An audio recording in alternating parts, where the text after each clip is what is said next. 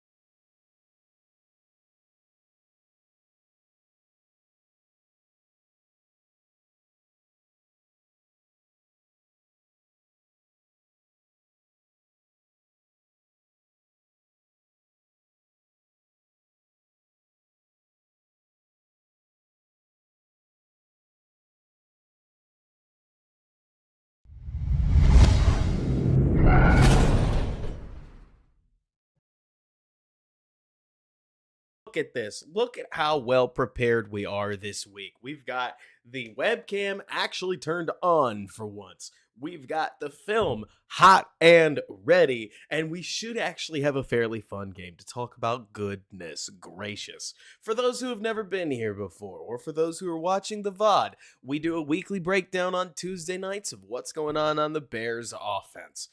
For those who have been here, what's up, Spectre? How you doing? Michael, how are you? Akusai, everybody else, what's going on? I don't want to see any dog piling of your boy TB17 because I want to be honest with you guys. Let's hit you with the hottest take earliest, okay? Here's the hottest take earliest.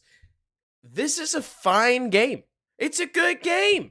It's a good game from your quarterback. But if this is as good as it gets for Caleb Williams, I'll be disappointed. Not because it's not about, I don't know, yardage, right? Everybody wants to talk numbers. You want to talk about 300 yards. You want to talk about 2 touchdowns. From a process perspective, Caleb is getting better every single week. In my opinion, it fits everything we've talked about all daggum season long. About how Caleb, as he settles in, is going to get a lot better at everything he's doing. You started to see that in this game. Some of the ball placement, still a little all over the place. Was it the wind? That's something they mentioned in the preseason or in the post-game presser. I have no idea. I'm going to be blunt, okay? When it comes to wind-related inaccuracies, we're not going to know. But at the same time, I mean, how do you, I don't know. I'm just not going to be somebody who gets disappointed about a 36 to 10 point beatdown where the offense leads 5 drives down the field and buries them. It's the Panthers, and I understand that. But I will say that for the people who are still couching themselves, or for the people who aren't heart all in, I do get it. The Bears have taught you to basically just wait for the boom. But this is exactly what you wanted to see from the offense. It's exactly what you wanted to see from the defense. And if I could be honest with you guys, just because this is probably how you felt too, this was a very fun game. Almost so chalk that it was boring. I mean, for my loyal, awesome, bear with us listeners, you guys heard me. I consider myself pretty metered. Predict 30 to 10 and underrate the extra touchdown that the Bears managed to score. This game was dusted at half. That you only get so many of them. You got to drink them in when you get them. Because tell you what, it's not going to be this easy against the Vikings. It's not going to be this easy against the Packers. It's not going to be this easy against the Lions. But you got to play who you got to play. And when you do, you got to beat them. And they did. Like, here's sort of my sense. Quarty Skills mentions, and we are going to get into the film. We always kind of do like an intro, right? The Quarty Skills mentions, do we need to apologize to Waldron, right? You don't need to apologize to him. You just need to acknowledge that there are some offensive coordinators that start with a plan, rip the playbook in half, and design a better playbook the second time around. Waldron, at least, has gotten closer to, I think, the ideal vision of this offense with every passing week. And I'll tell you what, me personally, if you have been listening to anything I've said for months, okay? And I can't say that loudly enough. If you have been with me for months, you know I only care about what happens starting week 11 on, okay?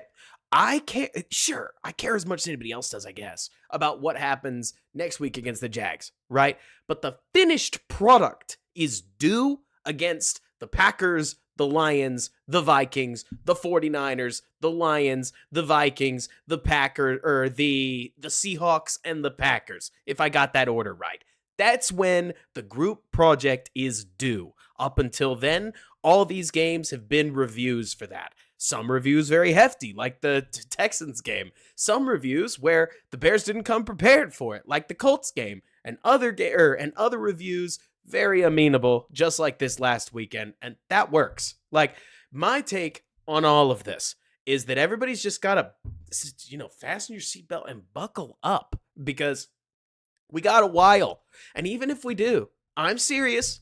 I really mean this. You got to remind yourself that as much as you want an answer that's going to come faster than the answer that we'll eventually get, it's going to take like 3 years before we get any big verdict on the Bears versus, or unlike, I don't know, Caleb versus Jaden Daniels. I got to be real with you guys. Jaden Daniels playing great ball. If you can't acknowledge that Jaden Daniels playing great ball, you probably got a log in your eye that you should look to take out, right? But I do wonder about Jaden Daniels going into the future. Not for the reasons everybody else is. A lot of the things I'm seeing parroted around on Twitter are things like, oh, Jaden's not being asked to do enough. He's being asked to do plenty. Nobody's making him do any more. Why do anything else? Like, the goal of an offensive coordinator is to make life easy for your quarterback. Really good offense should look like you're cheating. Just like we've said about Purdy for forever. Maybe Purdy can just play. Maybe Jaden can just play. Maybe we all owed an apology to Cliff Kingsbury, who kind of looks like he went to Thailand and talked to all the ball knowers over there and came back with a fresh set of ideas. Who knows? But the most important thing that I will tell you outright, okay? Just can you lean in for a minute? You are looking at the guy that did not like it when Justin Fields ran the ball 10, 12 times a game. Do you think I'm excited about Jaden Daniels currently about to set the NFL record for scrambles in a season? If he keeps this up, he will finish with 95 scrambles, which is more scrambles than Michael Vick ever had in a season, if I've understood the metric correctly. Now, I don't know how that mixes in with QB runs, but with Jaden, more than anything, his propensity to get rocked was always something that I know I paid attention to, and especially watching through the Fields years, I've just seen it. It wears on guys. You can already see Justin started to slow down a little. It's not me trying to make some wild, unhinged comment about what happened on Sunday night. It's more saying that the more these guys let hits pile up on their body, the more that their two-step advantage becomes a one-step advantage, becomes a half-step advantage, and then at that point, things start to just get harder for some of these ultra-mobile quarterbacks. I think that's been one of my favorite things about watching Caleb, is that generally he's pretty squirrely about contact. He doesn't take that many hits outside of getting destroyed in the pocket, right? And when he does get to control contact, he's very Kyler Murray about it, and he'll get down before anybody gets pumped. And I like this, okay? There are 21 NFL starters that have to be the most physical, badass person you've ever met. And the quarterback, that guy can shrink. I don't care. Like, he doesn't need to get touched. He can be... he can... like, he can not like contact. Whatever. But so, anyways, I say all of this because at the end of the day, like, for instance, Jibby mentions if Jaden Daniels outplays Caleb Williams, he'll be so disappointed. Can I be real with you, Jibby? Jaden Daniels might be really good. I don't know. I have not watched enough of Commanders tape to pretend I know anything. So because I try to be a smart analyst here, I'm only going to talk about what I know, which is Caleb is developing at exactly the rate I would have hoped he would. And as long as Caleb brings the Chicago Bears success that we have never seen in Chicago, congrats, Jaden. I hope you don't beat the Bears in the inevitable big game, but whatever you do over there, I don't care, right? Like, the Commanders' run game is amazing. That's something they are staying out of long down scenarios at an insane rate, Ace. They look awesome.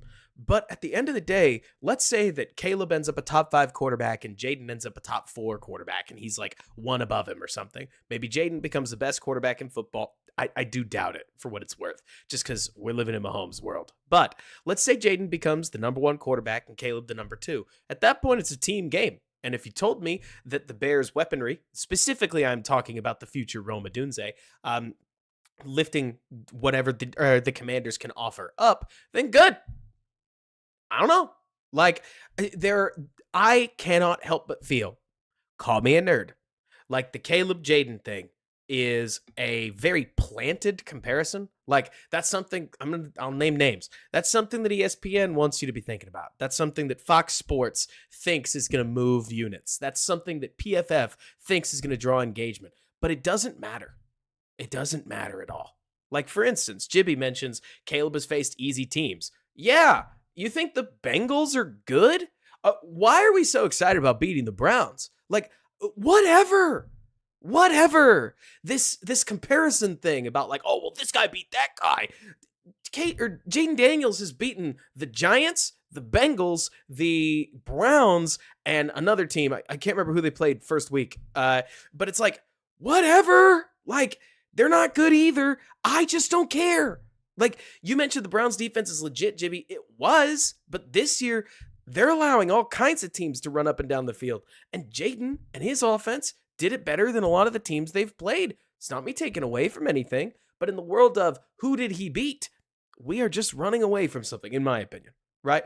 Like, for instance, Khalid mentions that the Rams weren't that easy to beat. Maybe they'll show that later, Khalid, but at least when the Bears played them, the Bears ran them up and down. The other thing, Jib, and specifically I'm talking to Jibby Guy here, and then we'll get to the film, because I know that's what you guys came for, right? The other thing that I've always thought is hard about being a Bears fan, and I really mean this, okay? So strap in, because I'm about to maybe speak to your soul, okay? When you have a good defense, teams don't ever look good against you, right? The Panthers looked awful, partially because they were awful, and partially because the Bears took an okay offense. I really believe that with Dalton, Canellis, Chuba Hubbard, and some of the other pieces that they have, they're an okay offense, like probably top 20, which probably doesn't mean anything to you, right? But I don't think that they are putrid. Against the Bears, they looked hopeless. Hopeless. And when you do that, none of your wins look impressive. Have we been here before? Have you guys felt this before? I'm not trying to be like, nobody wants to give the Bears any credit. It's more to say that when the defense is hooping, then teams just don't look like they brought it on any particular week. And you go, yeah, well, you beat them when they were bad, right? Reminds me of when everybody blew off the Bears defense hooping against the Bengals a couple of years ago and picking off 3 passes literally in a row. But it's, I don't know. There's a piece of this where at the end of the day, we're in for a long season. At the end of the day, I don't know the answer. At the end of the day, I can't tell you. I know Caleb is going to be this amazing superstar. I think I'm confident enough. So if you go back on my old channel and you look, I explicitly stated in year 2 of 2019, it was when I was firm enough to know that I didn't think Mitch Trubisky was a franchise quarterback, right? I don't know if it was week 2. It might have been week 4. It was the Chargers game. 2019, the Chargers game was when I was like, it's not going to happen, okay? At least right now, if you want a dipstick from me, I have very little doubt that the Bears have found the best quarterback that they have, or like in franchise, I don't know what to say, history. I literally don't think you could be statistically better than Sid Luckman. Like, I don't think it'll ever be possible. Do you guys realize Sid Luckman had a 13% TD percentage? Say what you will about passing yardage. Sid was chucking the pill before anybody knew how to chuck the pill. But I think, statistically speaking, the Bears have found their first 4,000-yard passer. Is he going to do it this season? I don't know. Right? Is he going to be a Hall of Famer? I don't know. Right now, we're trying to see whether he is growing at a rate that a standard franchise quarterback does. And I see it, personally. When I watch Caleb Williams, I'm seeing a player that could play in this league for a very long time. And I don't know if that means he'll be a little better than Andy Dalton. I don't know if he'll be Kyler Murray. I don't know if he'll be Josh Allen. I don't know. We're not going to know for quite some time. But I'm pretty confident in saying that the Bears did not pick let me put it this way.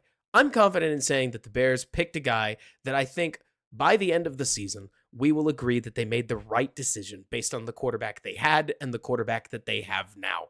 That's the only real decision that they had in front of them. As far as whether they picked the right guy, I personally think it's meaningless, but I invite everybody else to, go about it. At the end of the day, I think that if you had picked Deshaun Watson and then Deshaun doesn't turn into this, right? He just stays Houston Deshaun Watson, then it's a bummer you didn't pick Pat Mahomes, but you cry about it with picking Deshaun Watson, like a pretty doggone good player, right? But I don't know.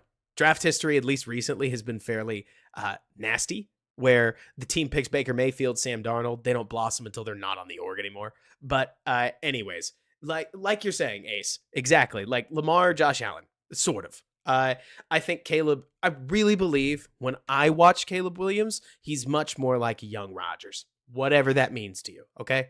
I think that there's way too many similarities in his play style. I feel like I'm watching the ghost of 12 when I watch Caleb sometimes. Now, there's also some 15 in his game that he'll never get rid of just because of the way that he moves the ball. Like the way Caleb wiggles around is way too reminiscent of what the guy who I swear they like puff up the forehead on like on Patrick's helmet.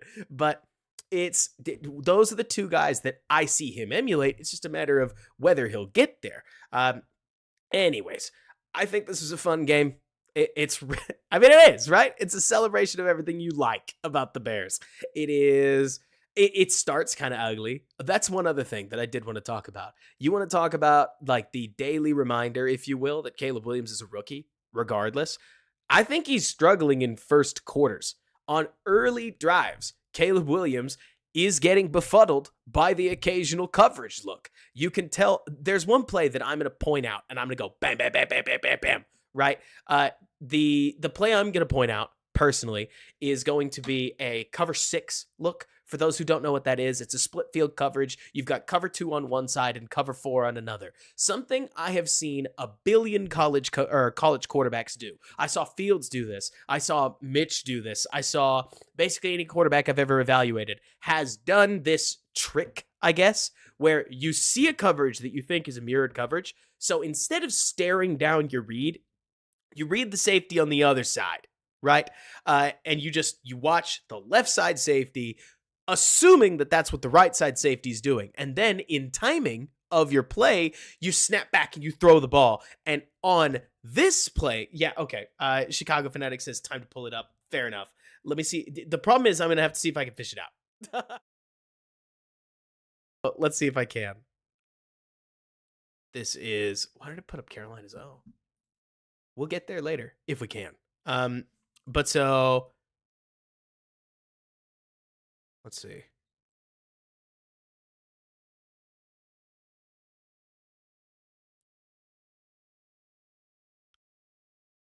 I don't want to say we'll get there when we get there because I literally can't remember when it was.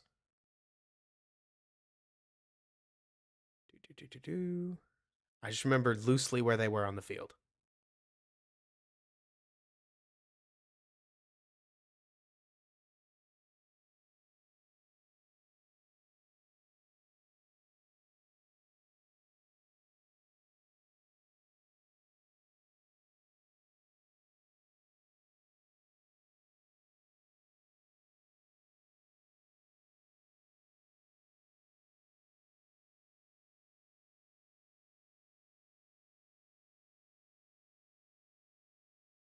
Honestly, we're just going to find it when we find it. Okay?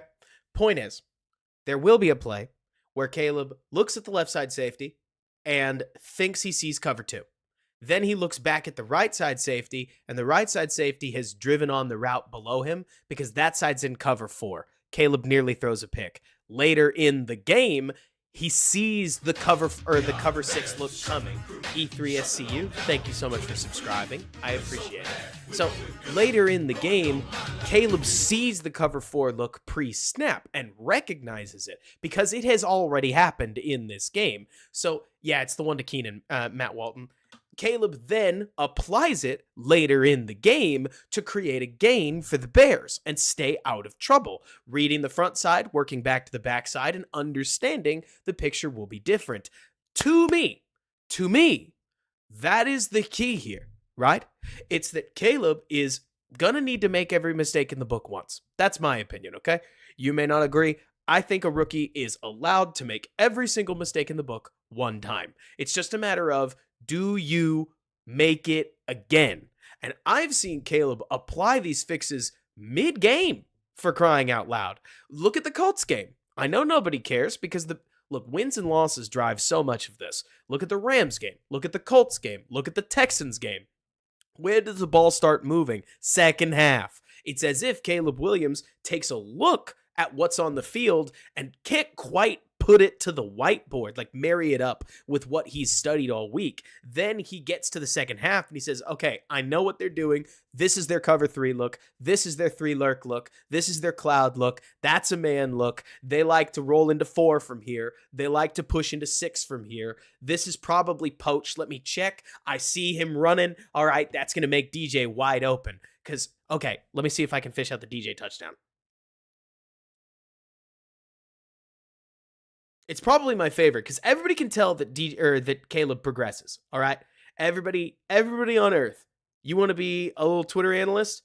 You're going to talk about how Caleb Williams progresses through his read here. Yay. Let's see. Is it this play? Yes. So my favorite part about this is that take a look at the pre-snap look. Okay, what do you see? Right? What I see personally when I look at this picture is cover 6, right? This looks to me like cover 2 to this side, cover 4 over here. They've even got the zone defender to where they could push and push into these spaces. This looks like classic cover 6, right? But Caleb recognizes that this is, okay, so I've seen it called poach, right? The gist of what you need to know is that it is a too high safety look where when you get a 3x1, that's 3x1, the defense will have this safety cheat to this side of the field. You've never seen it more blatant than you have on this play.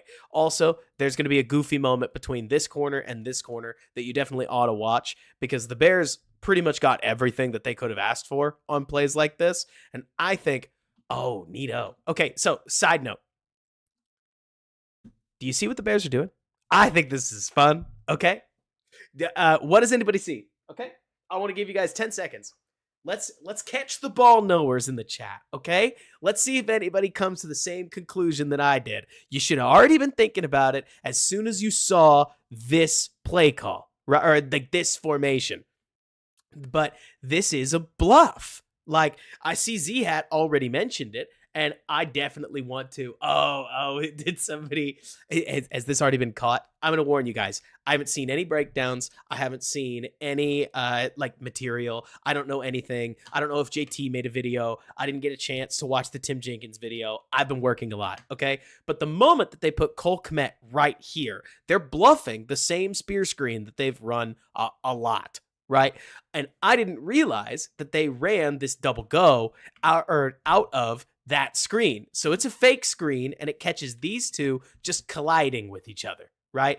You get the cover 4 corner, or at least he looked like he was cover 4, but actually we've dropped into something much more like cover 3 with 25 here sprinting over to the side. Right. Keenan Allen is busting up the seam, but then Caleb takes a look at 25 because he's got the time to do it and recognizes that that's not cover 4 at all, or that's not cover 4, that's not cover 6, it's something else. So he checks the backside safety, realizes 25 is bailing, and punishes him with a really nice ball. That's all you're looking for. And it's funny, right? I hope Caleb is able to make a throw like this probably about 8 times out of 10. I will say, I'm always going to talk about how wild I think it is that guys like Caleb, and there's like 10 of them in the league that can do this, is able to just throw this 40 yards spinner without any step at all, right? I can't crow hop to get the ball 20 yards. Caleb Williams can flick his wrist and plant that thing 3 yards in an end zone on a rope. Like, I never think people talk enough about the biomechanics. Like, I really don't think enough people talk about how unbelievably physically impressive this stuff is. Like, truly. Just flicks his hips and sends it. That's pretty nasty. I am a fan. And so I think there's a lot to build on stuff like this, but even more importantly, I think it's neat that Waldron is catching what he's called too much of and using it to build off this. Because here's my favorite part, right? Now that you've put this on tape, Eric, you say that, but you got to remember, biggest problem I have is unbelievably tiny hands. Unbelievably tiny hands. So I can barely wrap my hand around an NFL football. So that's what Ben is saying. I like what Ben's saying because I think he's right. The best part about calling a play like this is that now that you've shown you might run a fake screen off of it, now you make these guys hesitate a little before driving downhill. And so then if they hesitate at all, now you block them up normally and the spear screen may actually get some yardage. But I will tell you, I'm never going to understand why we don't, on plays like this, just do a jailbreak action for DJ Moore. That's my opinion. Look, call me somebody who's like, wanting to see your best players get the ball. I like Cole Kmet. Cole Kmet after the catch does not make me crazy. So for me, I don't really understand the near insistence on having your tight end do this out of a receiver stance. Like, if you're going to have Cole catch this pass, can we at least get him on the line so that he looks like he might be in a blocking set? That's me just complaining. And Jibby mentions, I wish we'd save this for a better opponent. No, dude, you got to get this stuff on tape. I really believe it. If you've got an idea like this and you think, especially if you can make it work, now you've got stuff that the defense has to honor. You want to make the defense think about having to deal with everything. You want this on tape as soon as you can because it opens up the other stuff. But anyways, let's start from the beginning, okay? Hard out at about 11:30. So we'll just go as quickly as we can from there. But so we start, first play of the game is pretty awful. I don't know whether it's grabbing at the laces. I don't know what it is, but thank you, DB Keenan. We're just running all stick. Like, we've got stick. Keenan's come across. He's going to run out. Cole Kmet's on stick. And then they got, I think it's a running back, runs like a check down or something like that. And this is just a miss. Like, it might be the wind. It might not be. I'm going to tell you right now, I have heard people like Jarrell. Jarrell here mentions that he said that the wind caused it to be inaccurate. I've heard that. Jarrell, I believe you. I have to evaluate what's on tape, right? So, ball gets away from us a little bit. Thank goodness we tip it. That's hilarious, Ben. Ben mentions this, and I think it's funny. Look at that. Just turns around and just like, what is going on? So I appreciate the motion. I think it's easy to make a meal out of some of this stuff. So at least for me, the longer we have done this, the more that there are some of these plays that I look at and I say to myself, watch it and let's move on. Because I don't want to say this doesn't mean anything. If it continues to happen, we've got a problem. But I don't really feel like it has. We've seen almost 150 Caleb Williams throws, and especially over the last 2 weeks, you just don't see many of those. Anyways, we move on to an outside run where the Bears don't get much. That's a little bit of a theme, but, you know,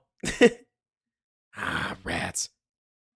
I don't know if Kmet is supposed to potentially come off and go get this guy, or whether maybe the Bears just aren't in a great look for this, but it's a bummer that Swift can't capture the edge. I would have expected somebody to get out and block him so that you can try to run around the outside. That's kind of the point of any sweep action like this, but there's not really an interior run lane either, so the Bears get nearly nothing.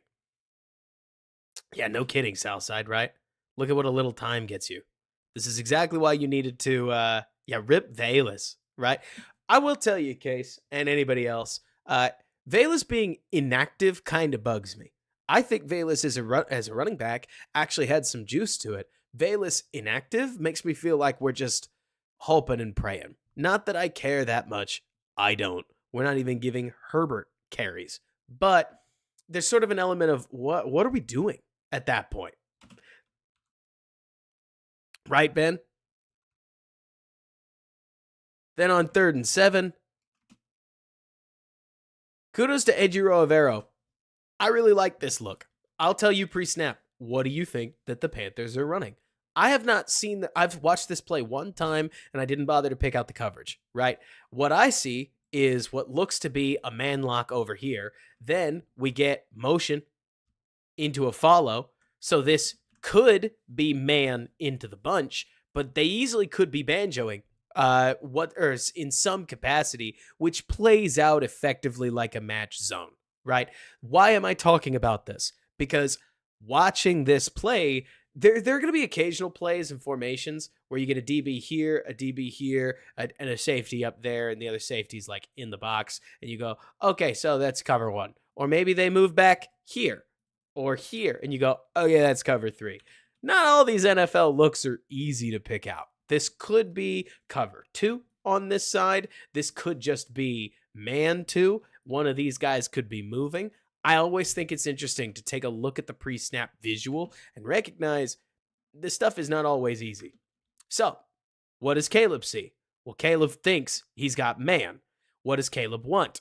It looks like he wants this throw to Keenan Allen. What do you see as a problem with Keenan Allen? Well, first of all, it does take Keenan an awfully long time to get out of this route, but most importantly to me, it looks like DJ Moore, hey, he has a great game. This is a mistake, if you ask me. Yeah, Ben, we'll get there. We'll get there, Ben. Most importantly, this is where route spacing and how that plays in matters a lot. I can't tell you I know DJ Moore was supposed to break here, but what I can tell you is that there's not really a throwing lane that doesn't involve going directly over this defender, right? And that is not helpful, okay? Because I think Allen wins this route. Like, that's enough space, but you can't make this throw without this defender making an NFL play on it. And that's not even trying to cape. I can cape harder if you want me to. It's more pointing out that whatever DJ Moore is doing, it kind of looks like he has an option. Like, he follows this trail, then he works inside, then he breaks outside. But whatever it is, if you ask me, this just isn't spaced very well. And Caleb doesn't give up on it quickly enough, to be honest. Like, rookie moment, he looks like to me, he says, what the okay, and then moves on instead of, we made a mistake. He, like some veteran guys, they go, mistake, move on, right? Because there's a tempo to this. But Caleb hangs on it because, frankly, I think he's waiting for Allen's route to resolve, but there's just no throwing lane at this point. Then Rome's wide open. So that's your backside read, right? In the world of what could we do to make this faster? Well, we want to get the ball to Rome. What's the good news? There's an open receiver. Most important thing to me is that you've got an open receiver. But so Tumultuous asks how much of this is due to Allen's timing or being a slow route runner. If Allen was faster, they'd be right on top of each other, dude. That wouldn't be better, right? In my opinion, the big key here is that the moment that DJ Moore goes inside, right? Like, the moment DJ comes inside and doesn't get out very fast, the DB should be here. I mean, not to be all whiteboard, guru, but the DB should be here and running out with the receiver, because if he's not there, like if the DB's here, you've got this pretty throwing lane to put the ball into, and you're just not going to get it. But so I really don't think he did, Jibby. Like you mentioned, staring it down for too long. We haven't resolved our route up here. We've got to catch the mistake, but that's a peripheral vision thing that I think comes with seeing the field more holistically, and that comes with time. So, good to see Rome gets open. Good to see there is an option, but we take an L, and I'm going to be honest, okay? DJ's route might also be a bit high, but yeah, anyways. I'm going to be honest. When I saw this, I really, y'all, I was mauling. I was watching the game by myself in my little den, just like, we're going to lose to the Panthers. Like, I don't know if anybody was feeling this. I was like, they're going to beat us. They're going to beat us, and I'm going to have to talk about this. And then they come back and they score. I mean, living in comedy. Living comedy. Then the Panthers score. And it was like, oh my gosh. We are going to lose to Andy Dalton. The revenge game, baby. Which one, Khalid? Because I honestly actually don't know which one you're talking about. So the Bears get the ball back, and they do what they probably should have done in the first place. They're just going to hammer the ball up the gut. Look at this. We've talked about it before. You have to be able to run against this look. Look at this. We've got 2 wide 9s. You want to talk about who's actually between the tackles? We are looking at a box of 4. Like, you have to be able to run against these looks. And thankfully, the Bears can, at least against the Panthers. This is where I do think that the Bears are getting more from Matt Pryor than they did from Nate Davis.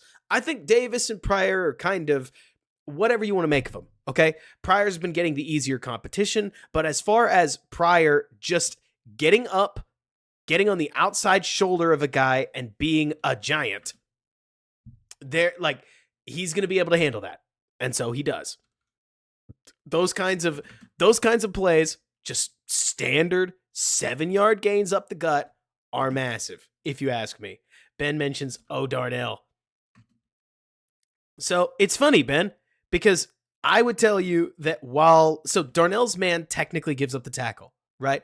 But if I was coaching offensive line, Darnell mostly did what he's supposed to. Just get that guy down there. The back is supposed to handle the like a chaser. Now, 7 does a good job to get back around and make a play on it.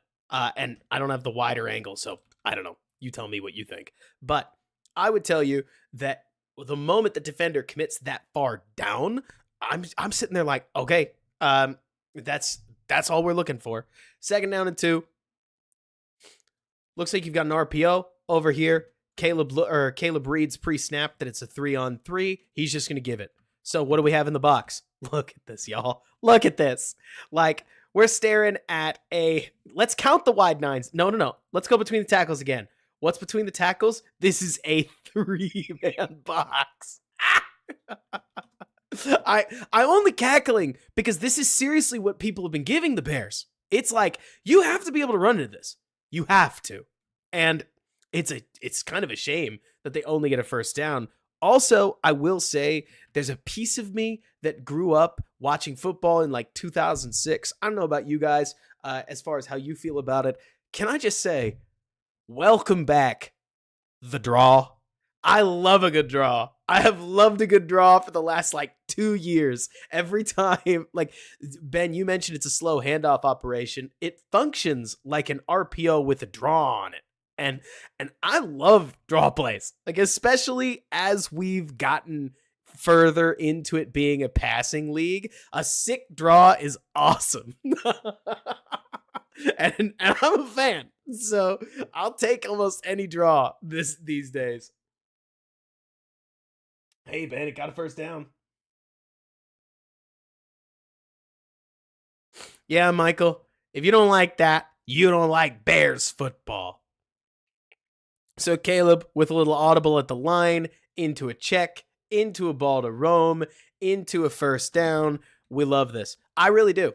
Most of the quarterbacks that I've seen, I've seen starters that don't have a pass audible, right? Caleb clearly kills to something. I mean, this kind of communication is a full-on audible, right? We are shouting about the look. And I agree with Caleb. I mean, true to form cover 3, right?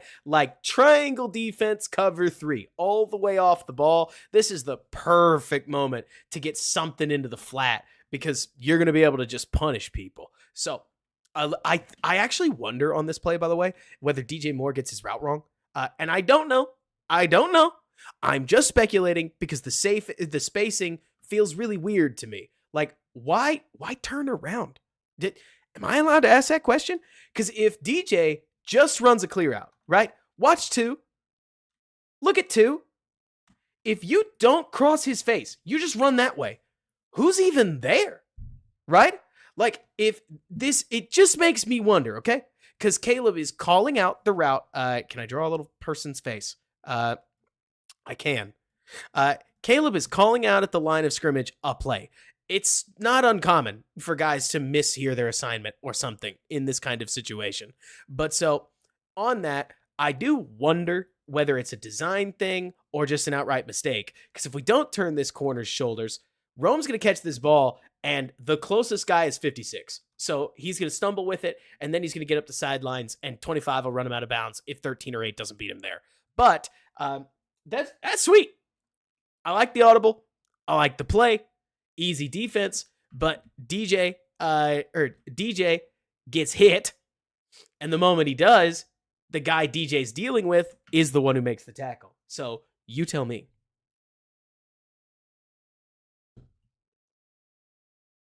I don't know. But I do like, on a play like this, Rome getting across. I think Rome as a sniffer in these, as I've heard it called, or the guy basically coming across the formation set to block is a role that I would love to see more of. I'm going to be real with you guys. I am loving what I've seen with Rome Odunze. I didn't think Rome Odunze had these kind of feet. I thought Rome Odunze had a gear that people didn't see on his Washington tape. I thought Rome Odunze is a warrior with the ball in the air, but I didn't think that he could stop like this. And the way that we're seeing Rome get in and out of routes, I'm going to be real with you, has me thinking that he could be the wide receiver 1 on the Bears. It probably in a matter of, we're closer to a matter of weeks than we are months, if you ask me. Not that he will, because I do believe money talks, but could Rome wear a wide receiver 1 role in this offense? Easily, if you ask me. And so I was about to say, Ben, if Caleb throws to him, but hopefully we get there. So here we get more outs, and we're getting both of them off of a switch release. I love what we've got. Keenan Allen is really good at these, and credit to the 32-year-old. I think he's really shifty with the ball. And so when Keenan is catching the ball, I love what we've got from him. Also, hey, give the man some flowers. DeAndre Swift just steps up and eats this blitz really easily. Bears have protection ID'd correctly, and I am a fan of this. The Bears' protection has looked completely lost at times, so their ability to identify and handle the problem in front of them, good. Less mess, right? Also, let me know if you guys ever want me to, I don't know. Oh. The Eric total BS call. Yeah. So here the Bears go run up the gut. Swift breaks an arm tackle. Boom. What is this? Would you consider this a trap run? Or is this just split flow inside zone? I think it's just inside zone. Good job, Kmet. Hey, if you're gonna fall or you're gonna go for one of these chips or cuts, you just gotta hit it. And Kmet drills the mark on this one and creates a really beautiful hole for Swift to get through. Look at this. You'll see it way cleaner here. Thank you, Cole. Thank you, Cole, for this. Beautiful, beautiful block. Hey, Zay, I'm fine with a tight end cutting a block, especially when they're up against a defensive end. That guy's bigger than you. Do what you got to do to get him down. You just have to hit it.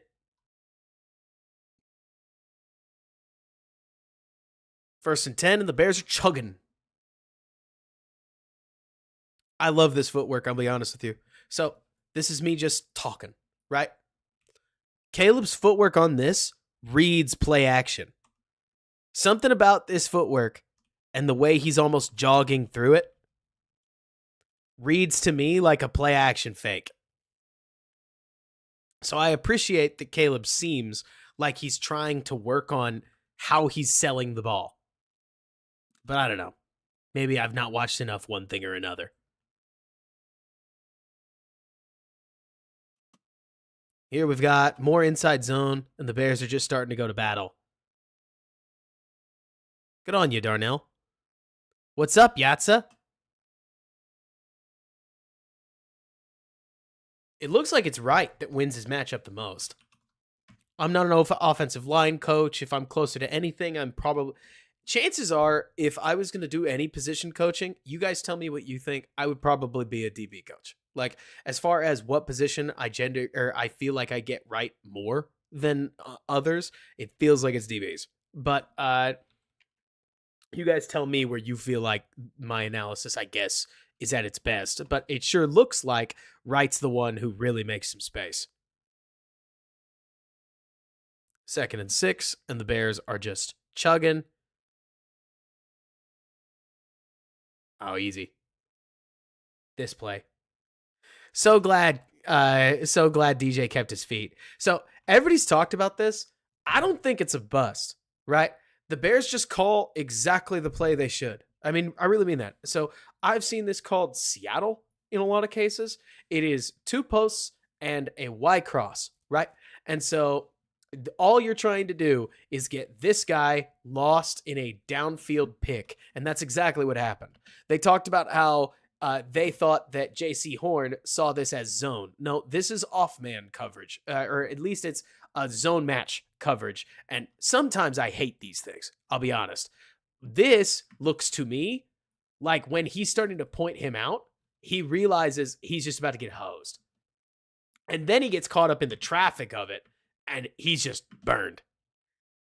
Also, y'all, look at Keenan Allen. I love this. This is his route, okay? This is Keenan Allen's route.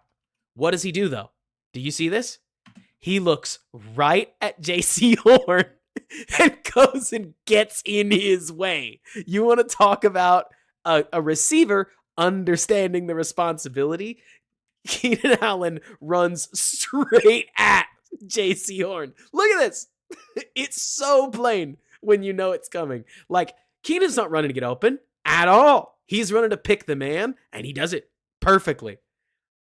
It gets DJ so much space that he can stumble along the sidelines and walk right into the end zone. Don't we love it? Bears are starting to understand what they're supposed to do with these kinds of balls. And yeah, good on Rome to get back into the play and block for DJ. Rome saw it coming too. But for me, the big play is Keenan Allen here, just shaving a post off into an outright pick downfield. And we love designs that work. That's exactly the kind of design I would love to see more of. You get somebody coming across the field. Hey, Marcus, you can watch the Hawks and watch the Bears. Come on. You ever heard of 2 monitors? Let's see the pocket. It's clean. Honestly, this is a better throw than I thought it was live. Like, the way DJ catches it made me feel like this was at the extreme of where DJ had it. But no, that's exactly what you're looking for. Jibby, you say that? So, Jibby, you mentioned there's no way it gets this open versus the Vikings, Packers, and Texans. Yeah, probably not that open, but it's good design. Even if the DB's right here, you're probably picking up 30 yards. And, I mean, you don't know. That's not even cope. Everybody thinks that the shot plays won't work against blank. It won't work against the Vikings. Would it work against the Texans again? I don't know. I guess you'd have to see in the playoffs, right? Packers is a bigger question, I think. Aaron Rodgers, Jibby, Aaron Rodgers had a horrible record against teams that made the playoffs. He had a fine career. I do think sometimes we get obsessive. Okay. Quick little aside, all right? Anybody here a big fan of Brandon Thorne? Everybody here know who Brandon Thorne is? Can we start there? Do you know who Brandon Thorne is? Right? For those who don't. Brandon Thorne is no, Jimmy, don't worry about it. Don't worry about it. For those who don't know who Brandon Thorne is, he is a phenomenal offensive line analyst, probably one of the best in football, if you ask me. You can look him up, BrandonThorn. I think he does his own thing in Trench Warfare, which is a Substack, but he's an offensive line guy. He published a statistic the other day that I thought was extremely interesting, okay? He said that according to his own charting, almost 50% of all D-line sack production came against replacement level competition. So what he was saying is that it is normal, per se, for Javon Dexter to eat against the backup center after Austin Corbett. He said it's normal for Montez Sweat to have 2.5 sacks against the Cleveland Browns 2023 OT 4 and 5, right? That is standard.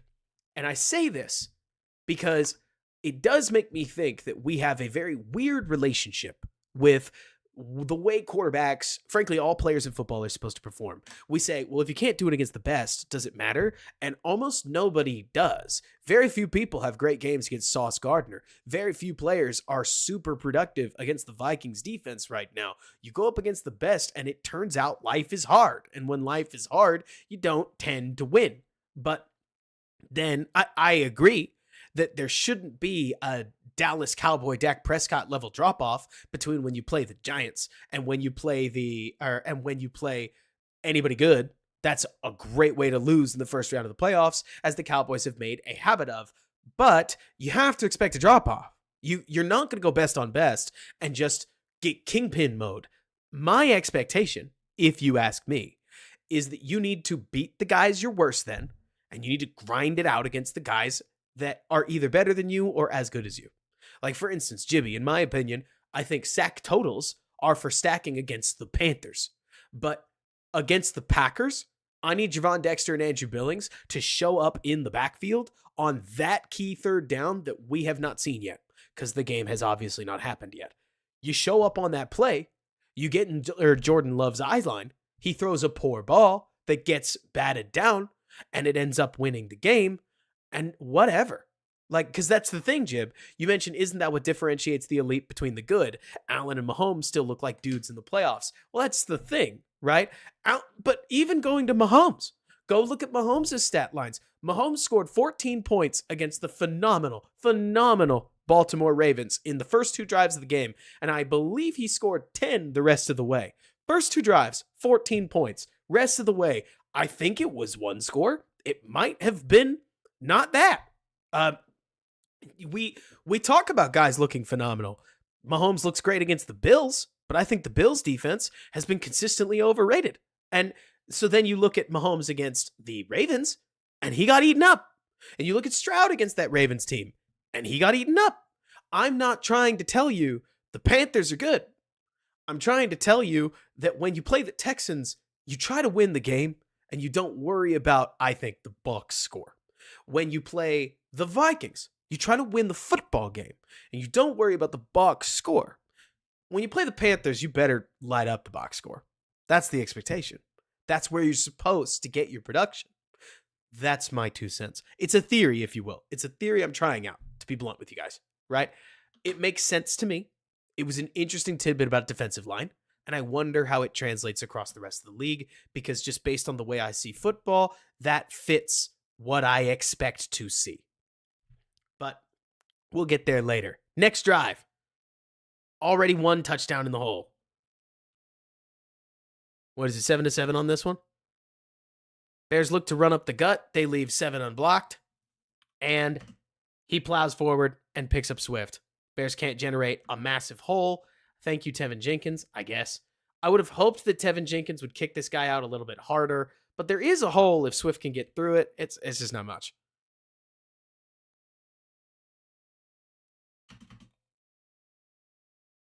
Bears offensive line is not going to turn into world beaters anytime soon. Let's be real. You're just running it enough to get 4 yards. I don't actually believe that the Bears offense or rushing offense has to be conventionally efficient. I think they just have to be enough to be honored. You do that, and you should be able to keep the passing attack online. This is a sweet play, if you ask me.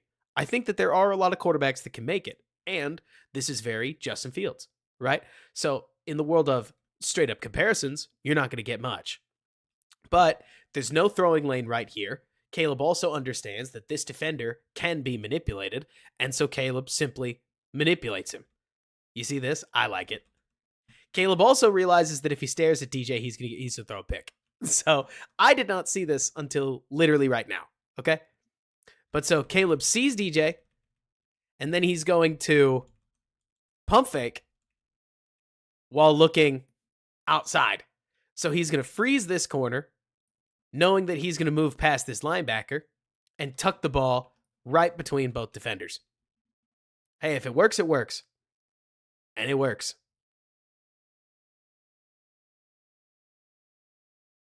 Unusual, if you will, to see Caleb or DJ do a full 360, but he takes a knee. What's Keenan doing? I do like the way that they get into the sneak flat here. So pretty traditionally, you get somebody coming over, you get somebody running deep, and then you get somebody in this little flat right there. And I like that Keenan starts as a blocker. So if his guy charges, it looks to me like Keenan's going to block him, right? But he doesn't charge. So then Keenan just turns around. I imagine this guy's supposed to get blocked by Keenan, then he's supposed to penetrate past Keenan, and the moment he does that, Keenan is open, right? That is my opinion on what I bet the design of this play is. But neither of that happens. So then you've got Keenan Allen playing the sneak flat, which I think works for him. Let's see. Daniel mentions, what do I see from this game that is definitely better, different from the past weeks, and what was just the Panthers being bad? Seems like even if it was just all the Panthers being bad, I could see this in a big boost of confidence for everyone that results in better games. Okay, so Daniel, here's my take, okay? What about it was just the Panthers, the pass rush, right? For a lot of other teams, they'll have better pass rushes, and they'll be able to harry Caleb, and they'll be able to make Caleb less comfortable, right? What about it was the Bears? Well, the scheme is getting guys open. I don't think that the Panthers DBs are amazing, but they're not awful either. JC Horn can play. You just give Caleb some time in the pocket and he can get comfortable, like we've seen a lot of quarterbacks getting against the Bears last year. And then when he's comfortable, he can start pulling the trigger. Here's my opinion. Woo, what's up? In my opinion, Daniel, the biggest thing and the most important thing is that I have believed for the last couple weeks that Caleb Williams is the NBA shooter that needs to see the ball go in the hoop a couple times, right? And so a game like this, I think, is key because Caleb understanding that he understands it is important. And I really mean that. Right? Like Caleb needs to see that he can trust his own eyes. Caleb needs to see that when he settles his feet down, that he can place the ball. He's already seen that when he doesn't settle his feet down, he can't place the ball. So there's some stuff that he did at USC that's not going to work. And there's some stuff that is, if he works with the process. I think you needed some of the games, I really do, like the Titans, like the Texans, where stuff went wrong, right? But I also think you needed games like this in the world of developing a young quarterback where this, let me put it this way for you, Daniel, and anybody else who's looking for what Daniel's saying. This is the game where what the coaches said would happen did. And I think that's very important. Why is Jaden Daniels, or at least what is part of why Jaden Daniels is dominating? Because what Cliff Kingsbury is drawing up on the whiteboard is flat out working. It's a lot easier to play with great timing when you trust your own coach. And a game like this, I believe, is what builds that trust between you and your coach. I'm going to be honest with you guys, not Shane Waldron putting his own mistakes up on the whiteboard. That may be good accountability, but it doesn't make you trust the guy. He's just told you that he lets you down in one way or another. But games like this, after a moment of accountability, help you trust what the offense is doing. And I have always believed this, Daniel, that trust is sort of the, let me see. Oh, thank you. I believe that trust is sort of the secret ingredient in football. Can I be honest? Thank you, Tyler. When you watch Jalen Hurts in 2022, Jalen Hurts trusted the Eagles offense. When you trust, when you don't trust your offense, you look like Mitch Trubisky and you check with everything, right? In my opinion, I think that a game like this, it's funny, right? Would this have worked against the Texans like directly? I don't know. At least I don't think they're hanging 36 points, right? Mostly because I think Danielle Hunter and Rashad Grenard would have just run another like massive, I can't use that phrase. I think that if Rashad Grenard or Danielle Hunter had played in a game like this, they would have made life very difficult for Caleb Williams. But I think that a game like that, weeks ago, Daniel, is helpful to teach Caleb that this kind of thing won't work forever. But then you play a game like this, and it reminds you that you can trust Braxton Jones. You can trust Darnell Wright. You can trust this offensive line, because I'll tell you what, say what you will, a quarterback has to trust his players. Patrick Mahomes can't go out there and question his guys. And what's another example? Josh Allen can't go out there and question his guys. You get too frenetic, you get a Justin Herbert type right now who feels like he's looking over his shoulder, or worse, a Trevor Lawrence type. Like Rashawn, or I do mean Will Anderson. Grenard's on the Vikings, isn't he? Thank you. Anyways, I say this because look at some of these quarterbacks that are looking over their shoulder, and you can start to see that just erodes the player over time. You need to be able to trust your scheme, your guys. And if you don't, you won't be able to make some of the plays that you see some of these guys make. So anyways, I hope, Daniel, that answers your question, because it is an important one. How much of this is just styling on a bad team? But also, you got to do a good job to beat a bad team. But let me see. Yeah, Robert, I saw him check into a pass. I also think that Kurt Warner. So look, here's my opinion, right? Let's see. Daniel, you say, would it be accurate if I thought that because of this game, we should play the Texans better? Yes. I don't know if they'd win, right? Because I honestly don't think that if the Texans had another shot at the Bears defense, that they would underperform. I think the Texans would tell you that they underperformed, right? But I do think that the Bears offense would look much more alive, especially, man, Daniel. I think the confidence that they're gaining in their running game is important. Also, I do want to say this about Kurt Warner. I love the dude, okay? I think it's important that you get analysis from all kinds of people. I think you think I don't believe that? I'm a 5'5" guy that topped out at intramural flag football, B team, fraternity grade, B league, playing for Brothers Under Christ. The highest level of football I have played is either organized 7th grade or that. And I was pretty dynamic. I wasn't. I couldn't throw the ball 25 yards downfield, but I could run. Anyways, I think that I can tell you something about this league, and that my biases can tell you, or are going to shine through every now and again, but that generally I can show you something. I think Kurt shows you something else. Kurt sees the most important part of the game as being a field general. Kurt Warner is going to love Nick Foles. Kurt Warner is, I think, going to like squirrely guys that create all the time, like Caleb Williams, a little bit less. I do think that what Caleb is doing, this is my opinion, is more complex from a passing concept perspective than a lot of what Jaden Daniels is doing. But let's put it this way, okay? No. Prabat, Ben, etc. I don't want you guys to go dogging on Kurt Warner, because there's not a better worse, okay? These are different perspectives. If you graded what Jaden Daniels is doing against what he's being asked to do, Jaden Daniels is scoring damn near 100. Are we on the same page? Okay? If you were going to give a test score of what Jaden Daniels is being asked to do, he is almost perfect. We need to start there, okay? If you asked Caleb Williams what his test score is, we're closing in on a 75. Right? And I think that's fine. I think that's good process for what we're asking of Caleb, because I believe that Caleb is being asked to do a little more than Jaden Daniels is. Is he? You tell me. You make your own decision. I'm not trying to tell you that that Caleb is taking a master's course and Jalen's taking remedial English. That's not fair. And that's what a lot of college guys, or that's what I think a lot of Bears people really want to say. But Jaden is scoring higher on his test. They may not have the same test.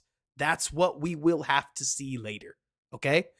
In a year from now, in 2 months, you'll see the fruit of what these guys are studying, one way or another. Because if Jaden and the Commanders are running a thin offense, it won't last forever. And if the Bears are running a sustainable offense, it should only get better. Daniel, Jibby, etc. That's who I'm talking to, I guess. But if that does not happen, then this take is wrong. And that's okay. Like, I really mean that. It is okay to say that they may have different tests right now. We don't need to take it to the extreme, and we don't need to remove Daniels' success from what he's doing. I would just tell you, in my opinion, that I have watched the NFL a lot. I'm sure you guys have too. I have seen, y'all, you've seen it too. Come on. Crowning teams in September, crowning players in September is rarely a fruitful endeavor, especially crowning breakouts in September.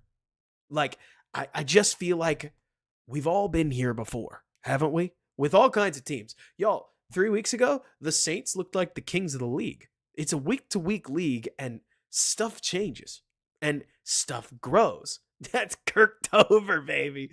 It has been good. Y'all, a certain TikTok has got me feeling nicey. We're seeing some of the best football TikToks that I could have imagined from John Gruden's Shred 'Em series. That's one of my favorite things that I've seen in football. Period. But anyways, all of this is to say, this is my opinion, that it's easy to get wrapped up in results. It's easy to get wrapped up in the right now.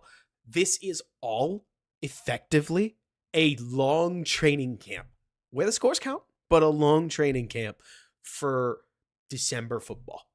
And the hope here, in my opinion, is that over the next couple weeks, hey, I haven't talked about this yet. Y'all, the Bears are doing one of the most avant-garde things I think I've ever seen them do. And I can't wait to talk about it on this week's Bear With Us, but they did it immediately. Y'all, do you know how excited I am that there is an NFL team in Chicago that left for London immediately? Y'all, what? The Jaguars aren't going to London until Friday. Like, that's a 12-hour flight with body clock problems. The Bears are already in London. They've already been in London. They're getting their circadian rhythm set and ready for this game. Y'all, oh my gosh, what a gift. I really mean that. I'm so excited. Does it mean it matters? I don't know. But I'm more saying I am so excited that the Bears have handled this London game like a human person should, if you ask me. I mean, I kind of don't know what to tell you, right? But I'm just excited about the direction of the franchise, I guess. Yeah, exactly, John. I'm glad the Bears are actually taking the other part about this, John, if you ask me. Jet lag is barely science. It is science. It is a studied science. It's not me coming after it. Jet lag is also kind of a wives' tale. Like, you could call it a wives' tale. I don't care. Like, I'm just glad that the Bears are paying any attention to how they're doing, because if they get to, if the Bears get to that Packers game at 6-3, you guys tell me, how amped up are you going to be if in Week 11, hosting the Packers, the Bears are a 6-3 team? Because at that point, you win 4 games, you're 10-7, you're probably in the playoffs. We'll see.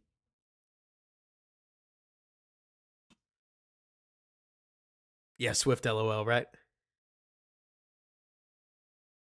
Oh, rats. So here's another early game rookie example with Caleb doing something nice on the end of it, right? So this play, as I see it, looks like cover 1. If I was Caleb, I would be thinking that this was cover 1 off man, but I haven't studied the Panthers, so there's a chance it looks like it's cover 3 after all, with some man elements. So the moment you get that, you're looking first at the flat, and then you look at the post, but I don't think this post is open, personally. I think this safety's trailing on it really well. I think maybe there are some dogs out there that might be able to push the ball like way up into here, but where you're really going to look is this to Keenan Allen. And it looks to me like Caleb drives and hesitates, and when he does, like, I don't know, man, I think that's open. And I don't know what's going on. I don't know if somebody's in Caleb's throwing lane. I don't know if Caleb just misses this. Maybe Caleb's trying to look backside, but that looks to me like it's open. And also kudos to Keenan Allen for throttling a little bit because I think he makes himself available. But then we get to see some athleticism. I think it's fun to see some athleticism.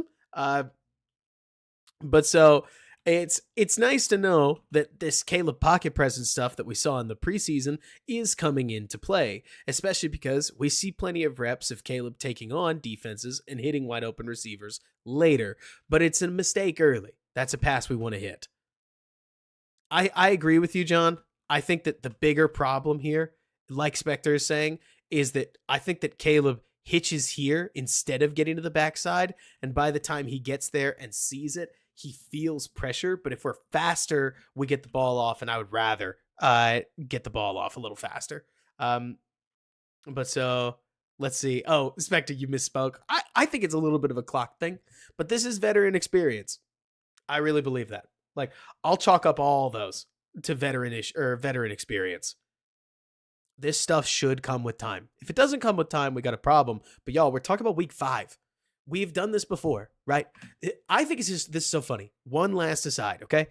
I feel like sometimes y'all talk to me and you say things like, Rob, we've been saying this for years. And it's like, yeah, we said it for years about a quarterback in his 3rd year, not a quarterback in his 5th game. But anyways, it does feel like our angst and desire to see the Bears be successful is accelerating the timeline beyond what it should be. It sucks that we are living through deja vu. Can I be clear about that?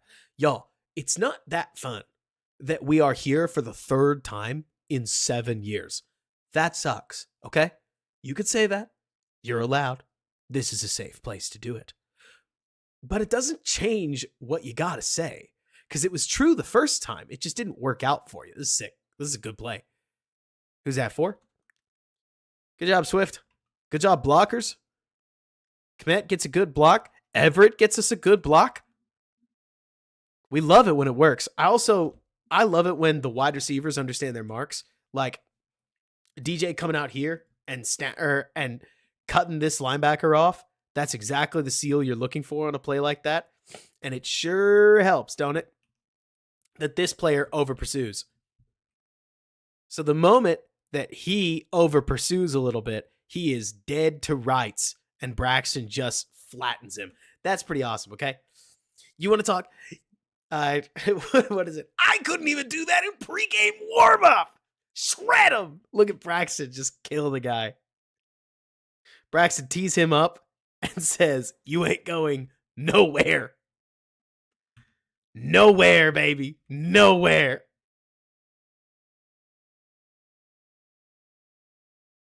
Good on Swift for keeping his feet.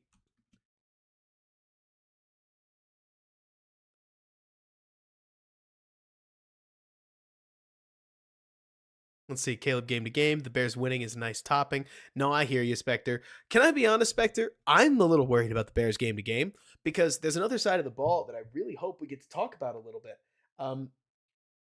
And that side of the ball has been awesome, okay?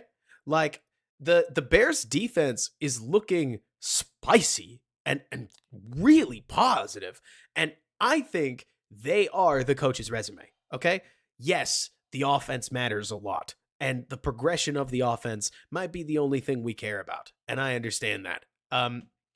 But the defense is the feature piece for this team. And they are looking, y'all, okay, everybody lean in, okay? Lean in. I like Andrew Billings.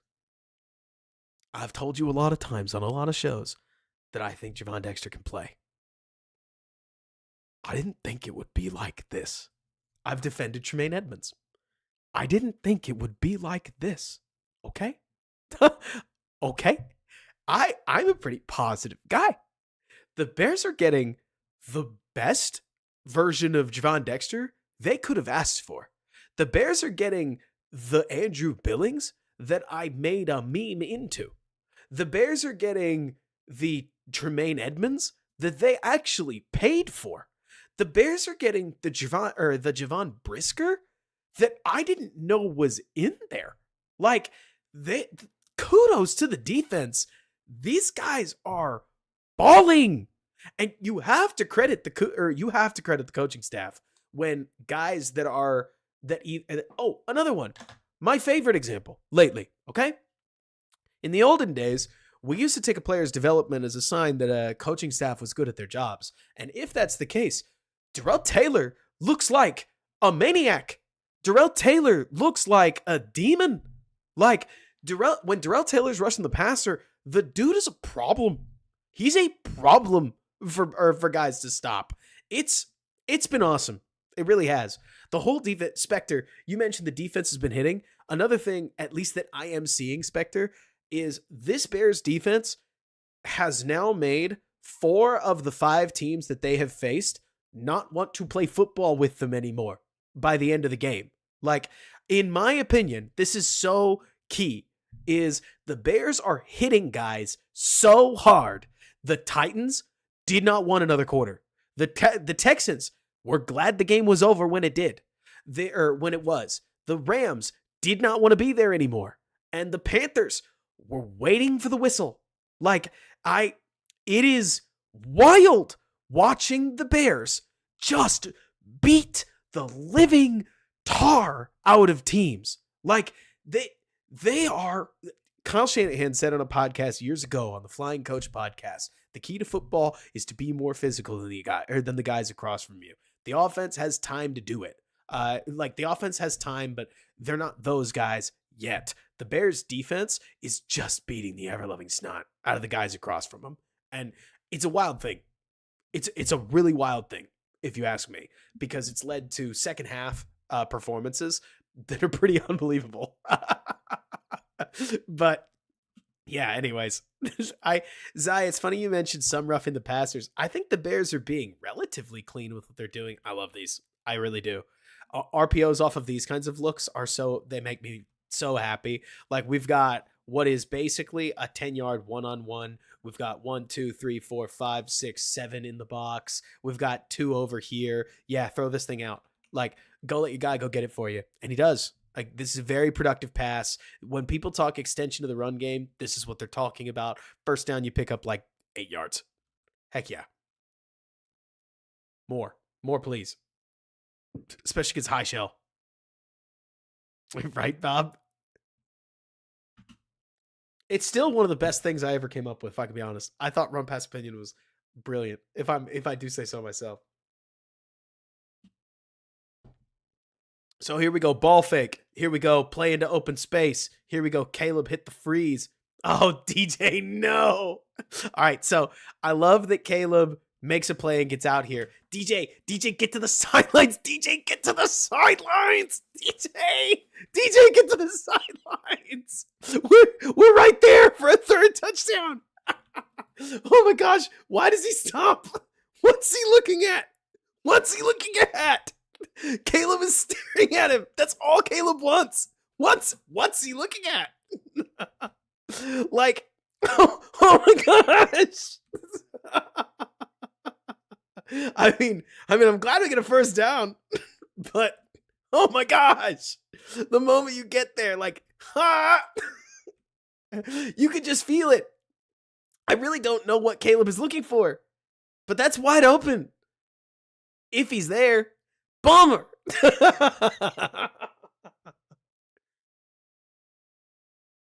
That kind of stuff does get brought up, by the way. Like, I've talked to a couple of guys, and that stuff where it's like, not just scramble drill, finish your route. Like, go park it on the sideline if you want to. Y'all have watched so much Josh Allen, right? Josh Allen's receivers will just post dudes up on the sidelines because Josh is going to throw the ball. Like, I do think that there's an element of, yeah, maybe you could throw here, but also the trailing defender is going to pick anything off that you throw to DJ in a moment like this, and you may lose him on the sidelines anyways. So what I really want you to drink in, because this is just sicko, this is DB type. This guy is Caleb's size, and he wants all the smoke, and he gets none of it. Nope. Pac-12. To me, maybe the most fun thing I would tell you about this game was, like, Daniel, How much is this going to work against the Texans? Truly, I don't know. But I will tell you this, Daniel. I have watched this with Patrick Mahomes. I have watched this with Josh Allen. I have watched this with Kyler Murray. They look slower when they're a rookie because when they get faster, they play without hesitation. And when they play without hesitation, they feel a step faster. And Caleb looking more confident may mean that they get to the Packers game and he does that to Rashawn Gary. Or maybe Rashawn Gary will eat him. I don't know. We got to get there.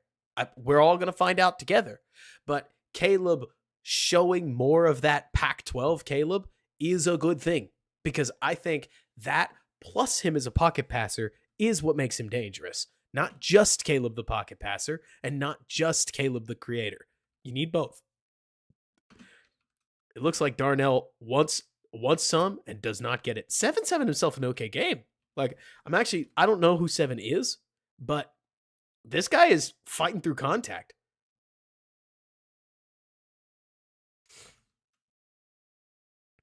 Five yards is good for us.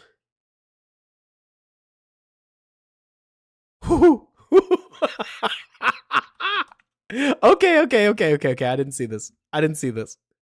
Have y'all?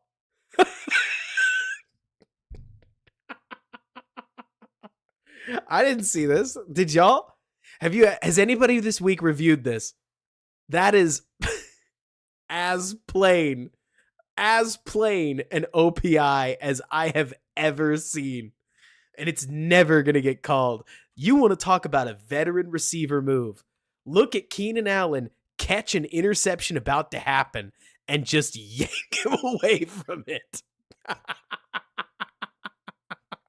Keenan Allen just went, all right, are we throwing the fade? No, we're not throwing the fade. Yeah, you're on the ground, bud.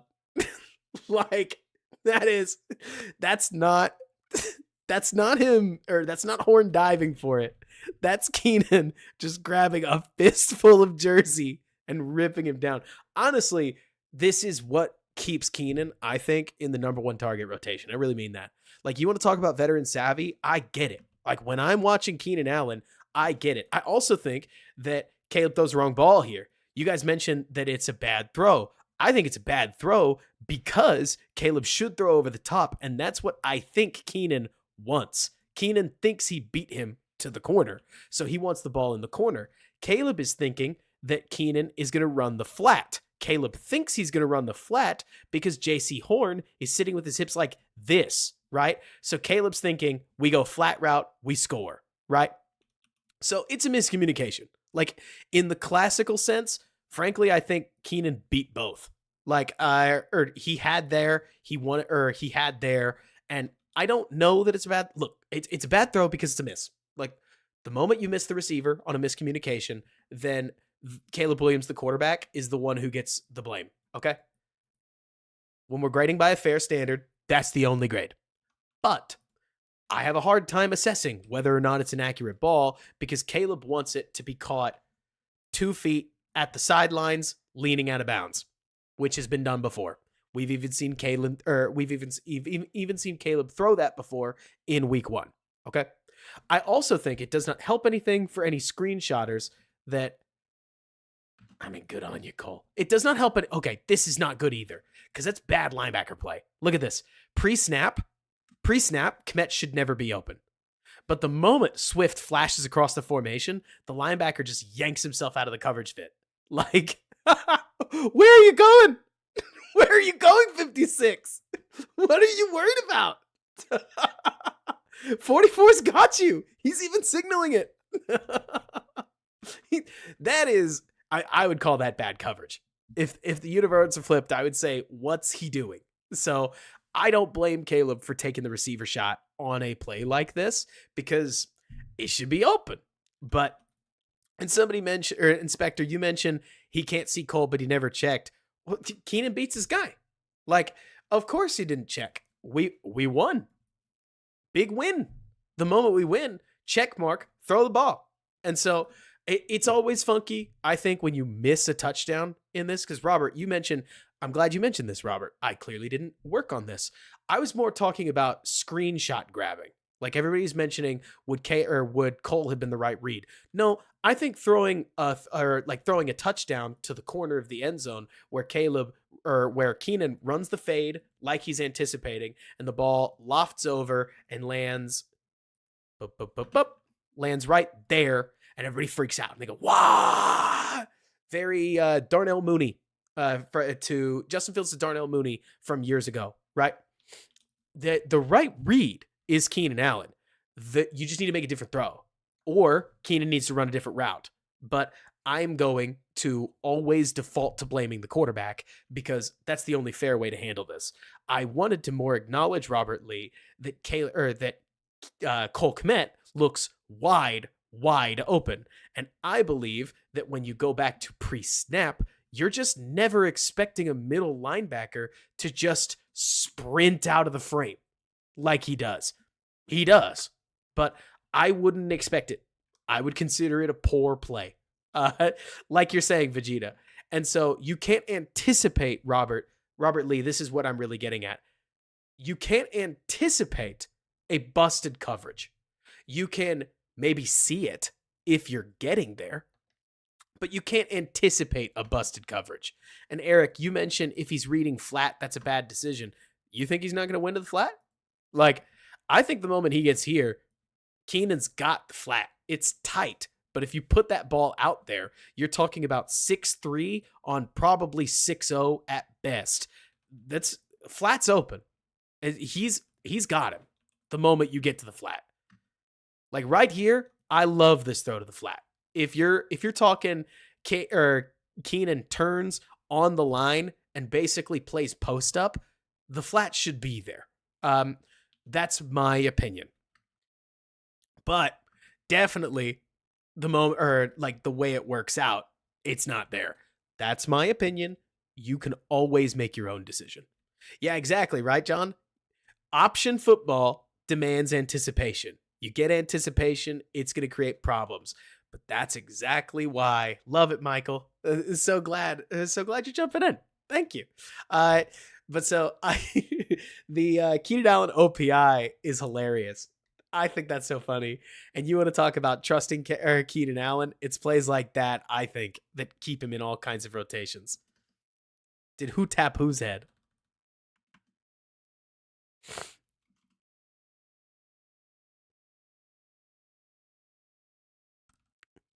I think he may have actually avoided touching him. Who knows? Maybe he gestured to him. Yeah, right, Alex? Anticipation makes you look otherworldly, or it makes you look really stupid. Bears run the draw, baby. Draw. Yeah, honey. Good job, Tevin Jenkins. Good job, Coleman Shelton. There's really not much to cover here other than they hit the draw. Caleb thinks they score. Boom. Big step of Reese. Yeah, Caleb threw it like an out route and not a fade route. We went over that a couple times. No worries. I'm not shaming on you. It's more time constraint. Boom. Honestly, Daniel, if you're still in here, stuff like this is why I think a game like this is so important. Watch Matt Pryor. Thank you for bearing with me. These Bears are not that comfortable getting into the end zone. You talk about acting like you've been there before. They haven't been there before. So they don't in many cases. But so it's neat that the Bears are having a couple games. Yeah, right, Doug? I did. A lot of times, Doug, it's the incomplete passes that, to me, are the ones where it's most worth talking about, and you get the most litigation on.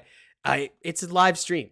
Because it's a live stream, I want to talk about what everybody wants to talk about. And if there's more to discuss on a play like that, I'm always going to discuss it. I'm also a talkative person. So, it's life in the stream. Bears take a penalty, give a penalty. Then they hand it off.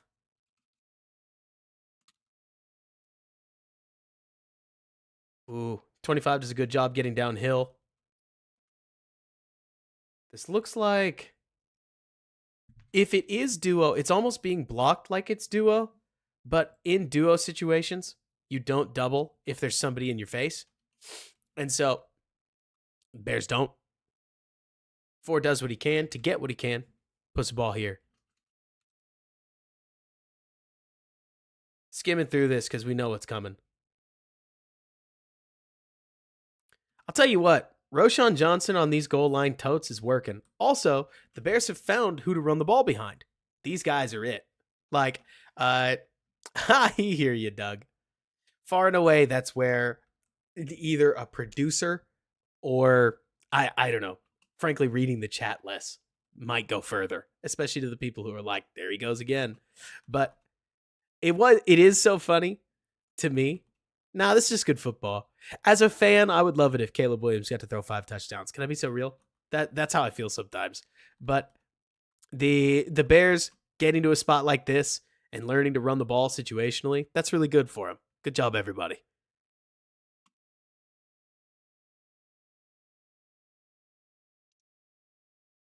So, where are we at? 14? 7-14. Pull the ball across the formation, show off more of a cover 3 look. Blockers everywhere. We got to go get 7. 7 touchdowns, Kusai. Kmet can't get to the edge, partially because we don't win the block on the edge. Yeah, Clowney is playing ball. Like, that is Clowney, right? Number 7. You can feel Clowney's impact. So I like this play. Having seen it before, the Bears are looking at what they think is a man look. It looks like a form of off man that could be cover 3, but either way, the single high safety is where you're starting. On this play, the Bears are running their standard combination of out route and something picking, but a lot of times it becomes an out route up there. I don't mind, personally, Caleb looking at a player that he thinks is going to drive on the ball and turning away from it. In my opinion, an out route throw is one of the most dangerous pick 6 balls in football. This is my opinion. It's why I wouldn't throw this many outs. Can I be real with you guys? The Bears throw a lot of outs for my taste. And so Caleb seeing this and not betting on the pick doesn't bug me. The moment that he hesitates, you're never hitting this window twice, so he has to work backside. The moment he does, he's actually on time for this. Like, he gets to the point where we are turning to throw the ball as DJ breaks back for the ball. 8 just makes a better play. In the world of quarterbacking, we're looking at a C+. And if you're going to make a mistake and still come up with a C+ read and throw, that works. You can do a lot worse than that. Win big on your A's and on your C's, give your guy a chance to do something. So we might miss a read for 5 yards, but that's a good ball. DB makes a better play, but that's a good ball. Like Ben, you mentioned they just got us. I would go so far as to tell you the Bears actually had answers. Like, they get you on that side, but you get a contested catch with one of your better contested catch receivers, at least right now. In the future, that could be Rome. I'll be honest with you. I think that number 15 posting a guy up like that would be awesome, but Rome's running the pick on the other side. So that's everything you're looking for on a play like that. And 8 just makes a better play. 3rd and 11. Then you get a coverage rotation. On this play, if you wanted to critique the guy, we've seen a lot of great moments, haven't we? Haven't we all loved our Keenan Allen experience? This is one of the bad ones. They happen. Everybody's going to have errors.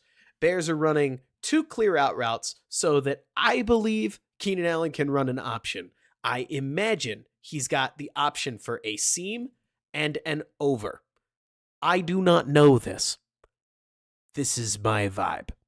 I'm always going to state to you guys where I don't know and where I do. Keenan just doesn't win. And when you call what is basically a one-man route, you hope that you win. Now, Keenan might have won if this linebacker didn't drop out of the skybox and sit right in front of the read that Keenan Allen's making. But the moment that he does, and this thing is dead, Caleb just moves on and hits the check down. That's what he should. That's the process on this play. If it isn't there, you check it down. One man read to Keenan, get the ball out. And hey, we get a guy making a play for us. That's the whole point of playing quarterback, right? Like, you got to get the ball out so that you can go let an NFL football player make an NFL football play. Will he do that against the Packers? I don't know. But is Everett going to do that against the Packers? I have no idea. But you don't know if you don't get the ball out, and Caleb does. In the future, Caleb might even be a tick faster. Like that ball pat that you see right there, that may go away. But at least Caleb's got some natural velocity, in my opinion, that helps him get the ball to his guy fast enough to not worry about it. A slower throw means Everett can't make a move. Because Everett can, you pick up a first down. Play even becomes a touchdown later. Every little bit matters.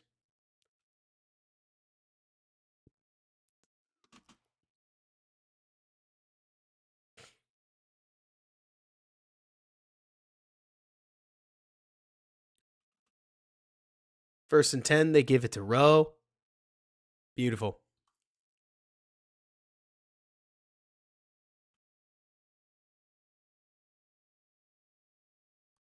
Kudos to Everett. Everett gets over and puts a hit on Clowney.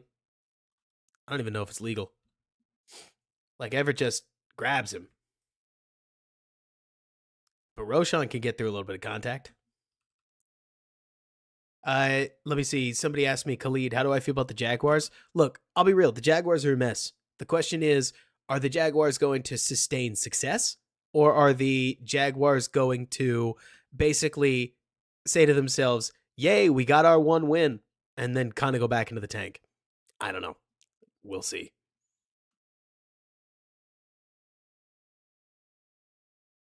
Another handoff straight up the gut. These are still run looks that are very inviting. Against a condensed set, they're going to give you a 4 shell. Like, we've got 7 in the box, and on the line, we have 1, 2, 3, 4, 5, 6, 7, 8, 9. 7 if you don't count the receivers, but you should count the receivers at least a little. So it's actually a shame 13 gets there. Like, I would hope that Keenan or DJ, probably Keenan, would get to their mark and make this an even cleaner look. But you got to hit these runs, and at least against the Panthers, the Bears are doing it. Hey, we've seen a lot of this from 58. 58 has not played amazingly this season to this point. Look at Darnell Wright get under the pads of this guy. Like, he's the most movement that the Bears have had. And in this game, so far, running behind Darnell Wright has been almost automatic. That's good. Caleb checks, pushes the receivers out. This is the fire play, right? I think this is the fire, where they push him out, and then somebody catches that they walk up on the line of scrimmage, and Caleb just offers the ball, aborts the fake, and gets the ball out. Kudos to everybody on the offense. Caleb understands his hot. Caleb's ready for it. Caleb didn't even take a hit on a corner blitz. That's all you can ask for, if you ask me. Now, Darnell Wright mega misses.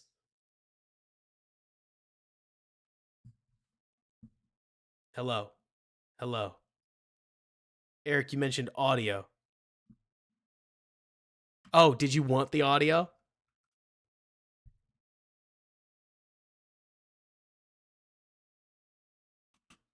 Yeah.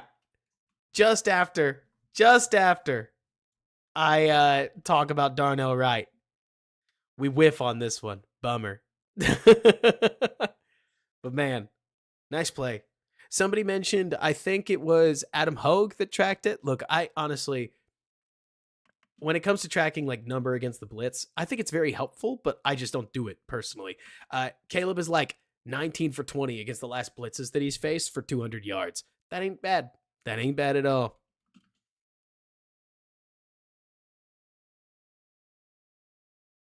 We're going to cut through some of these runs.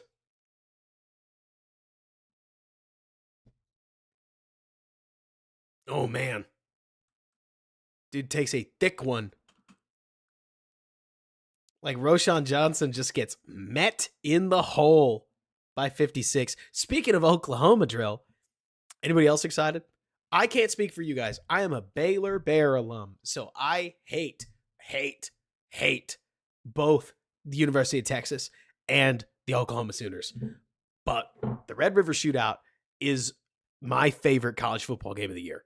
That game is crazy. That I am very excited about.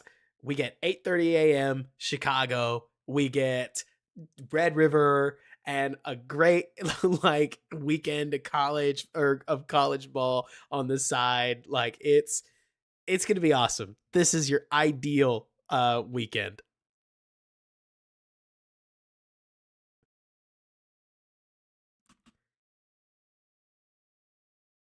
Let's see. 4th and 1.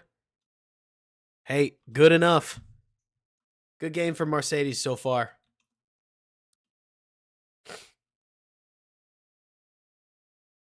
Let's see. It looks to me like on this play, we would want Darnell to come off. You can even see the arm. Like, Darnell knows that he wants to get off. He doesn't. I forgot the Bears don't score on this drive. Man, the Bears were so good that I just completely forgot. So it's funny. Everybody talks about how this was a fake toss. I mean, I don't know. It kind of looks to me like it's a fake screen, right? Maybe we could nitpick on Johnson tap dancing, but I mean, when the D lineman flashes in your face, you're going to tap dance a little bit. Happens. Yeah, we didn't punt either. I'm glad the Bears are going for these. It is my opinion that this zone right here, I will not say much, okay? But this is quickly becoming, I think that's must-go territory. Like, once you get to about the 45, you are in 4-down territory until you get into whatever you consider kicking range. There is no sense punting. And so far, the Bears have not punted in these situations, which I appreciate because mathematically, that to me is the most important area of the field to go for it in. Going for it, like, call me a cornball. But when the Bears go for it on the 25 or something like that, that is less exciting for me than when they go for it on the 40. Because I've watched a lot of Bears teams punt from the 40, and I never got why. But the 25, hey, you could take a kick. Like, you could potentially go up a possession. You could go up 2 possessions. There's all kinds of things that can happen when you bucket your 3 points. But Falco, they have found some creative solutions for it, but they have not by any means fixed it. So I didn't count. It felt like Caleb Williams picked up 100 yards off screens in this game, which we take the yards any way they come, especially when they work. Like, this is ideal, okay? This is near perfect. Caleb sets for this play like it's any other play. It's this guy you're really trying to fake. And he and the entire defensive line are thinking normal pass. I love the design with DJ swinging out over here because that's going to be some eye candy that's going to get everybody thinking screen to that left-hand side, and it makes Swift coming across to pick up that kind of a screen easy. Kudos to Tevin Jenkins. Can we talk about Coleman Shelton? I don't know if this has been highlighted. Y'all, watch Shelton. Watch your boy, okay? Watch 65 right here. Seriously, I'm going to highlight this again. Watch 65, start to finish. Snap. Let the guy go. Haul. Look at him hit full gate here. And go find a block. He is ripping at this point. Yeah, he does get down there like a long snapper, like a special teamer.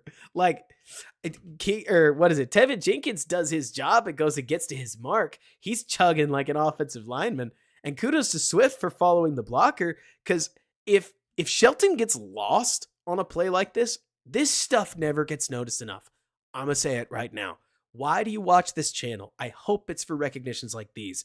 You have seen the lineman run out, get lost, Swift gets up the field and 25 hits him for a nice gain of 10, right? What turns this into an explosive in a play like this? It's the fact that Shelton recognizes the most dangerous man and actually cuts him off. So when Shelton gets up the field, and then when Swift plays with the space a little bit, you say, Falco, it's worth an extra 10 to 15 yards. It's worth 30 in a play like this. Like, because of that, Swift gets into true open space, and he gets down to the 2. So instead of him going down at maybe the 34, you get all the way to the 2-yard line, and a score, I don't want to say it's assured, but it becomes almost assured. Kudos to everybody else downfield too, but you need that critical block for a lot of these screens to work, and Tevin Jenkins and Coleman Shelton get to their spots, that's for sure. Here, let's watch him go like this. Look at him hit the gas.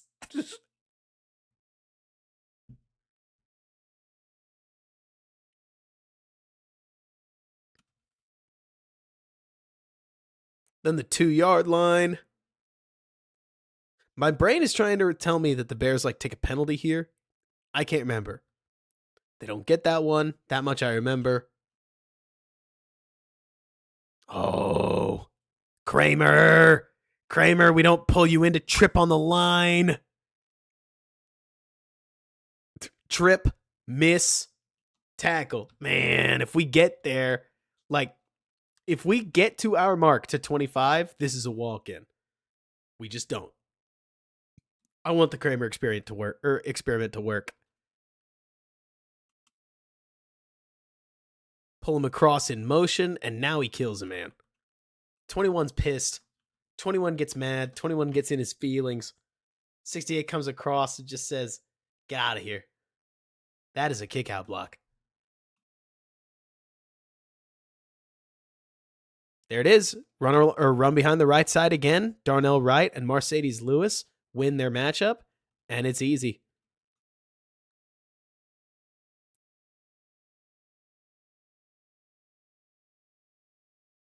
Oh, yeah, the Kramer TD is all over it. Now, another thing I loved. Raise your hand in the chat. 3 timeouts, 7-21.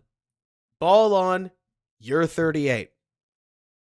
I thought there was a 50% chance that the Bears were actually going to trot out, hand it off twice, go into halftime. Like, Ben, you talk about field goal. I honestly thought there was a chance that Matt Eberflus was going to say, 2-score lead is fine with me. Why risk anything? Like, we are where we want to be on the game script. Why would we do that? That's a risk we don't need to take. And I appreciate this offense. Like, Ben, you mentioned no chance, but I thought that there was a decent chance that they were going to be satisfied. And I appreciate that they not only tried, but played for max score, or like max points. Johnny, you mean 75% chance?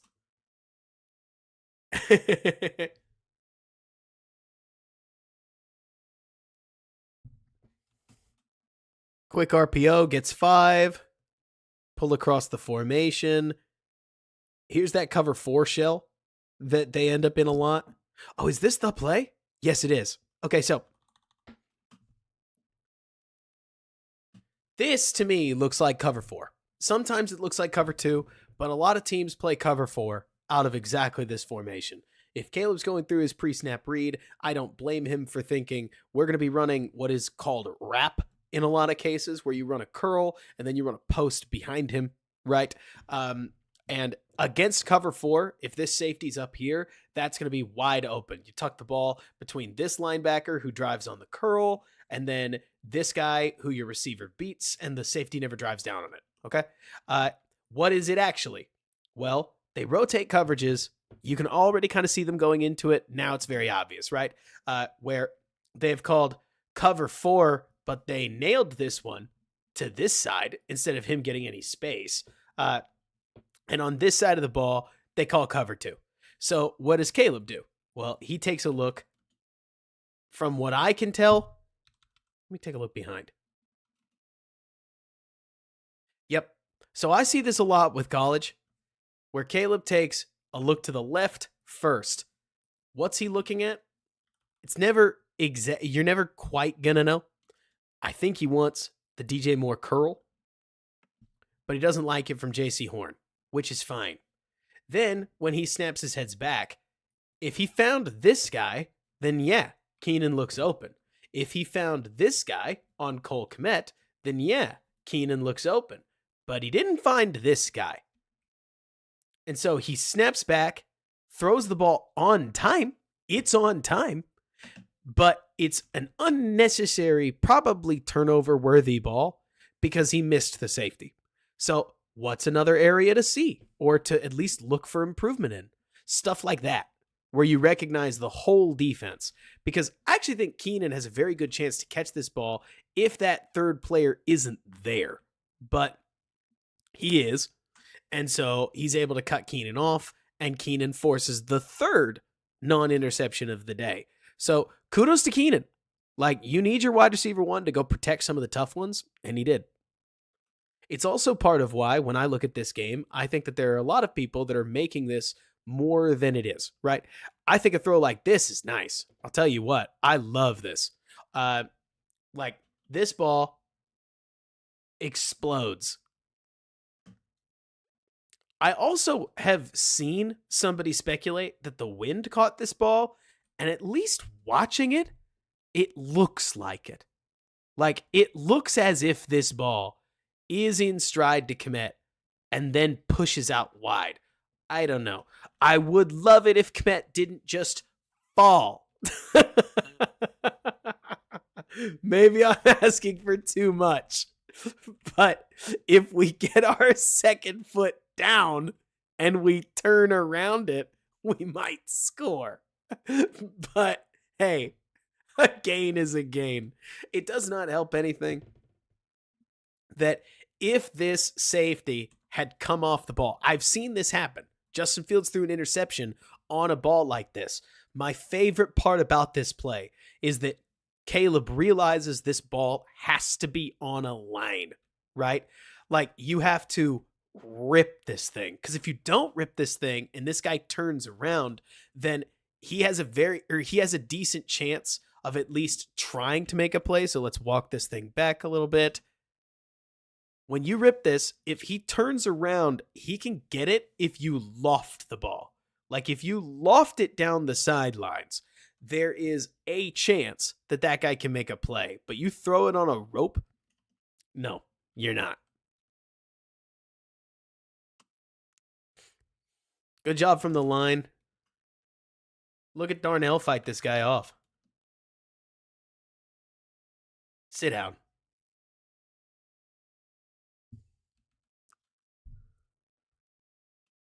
On to the 30.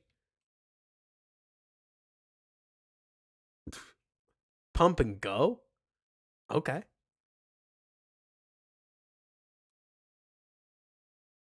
All right, so who's on the pump and who's on the go?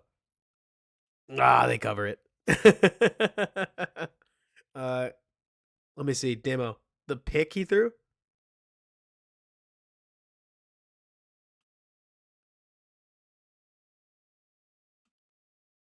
Ah, bummer. It looks like Kmet wins.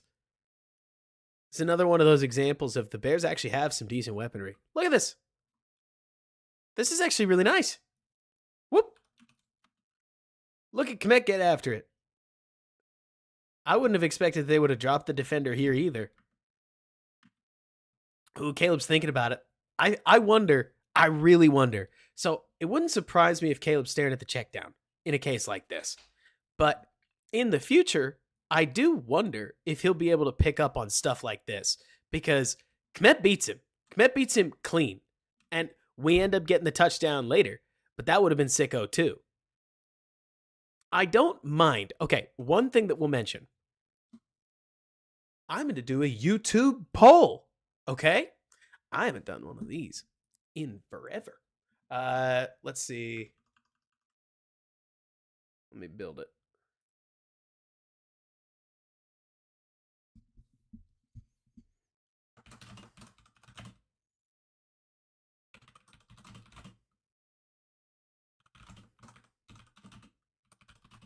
No, I'm just going to ask. All right.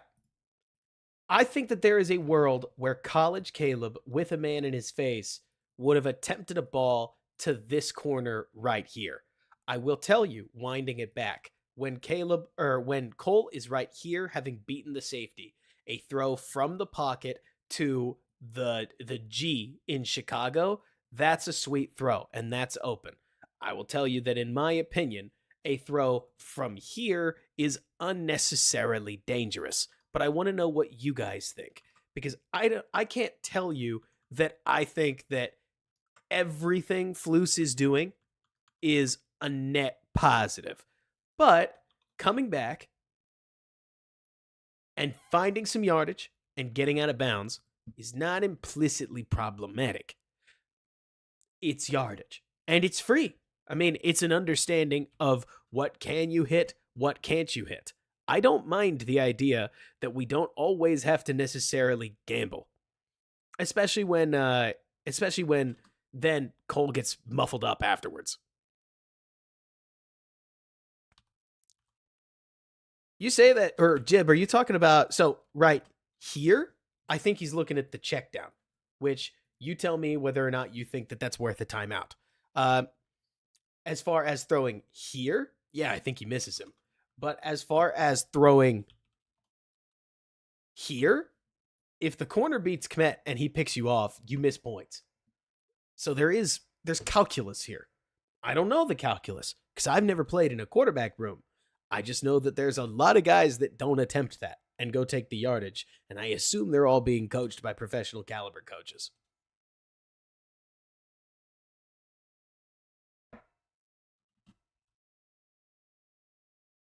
Check to the fake screen. I wonder even if the check is part of this. I bet it is.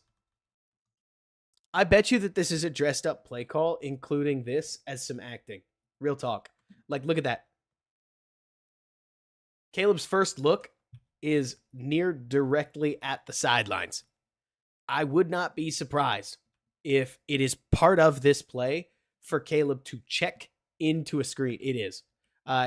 All three of them make the same exact screen check they made last week. Like, that's funny that there's that much, let's call it theater in that play call. Because it's a fake screen the whole way. It's a shot play. But they added all the window dressing to really get them selling for it. DJ loves it.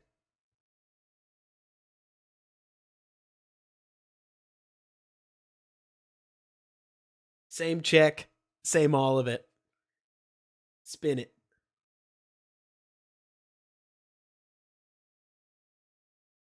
Let's see, do we get any funny crowd reactions? I got you, Robert. Now everybody's just lit.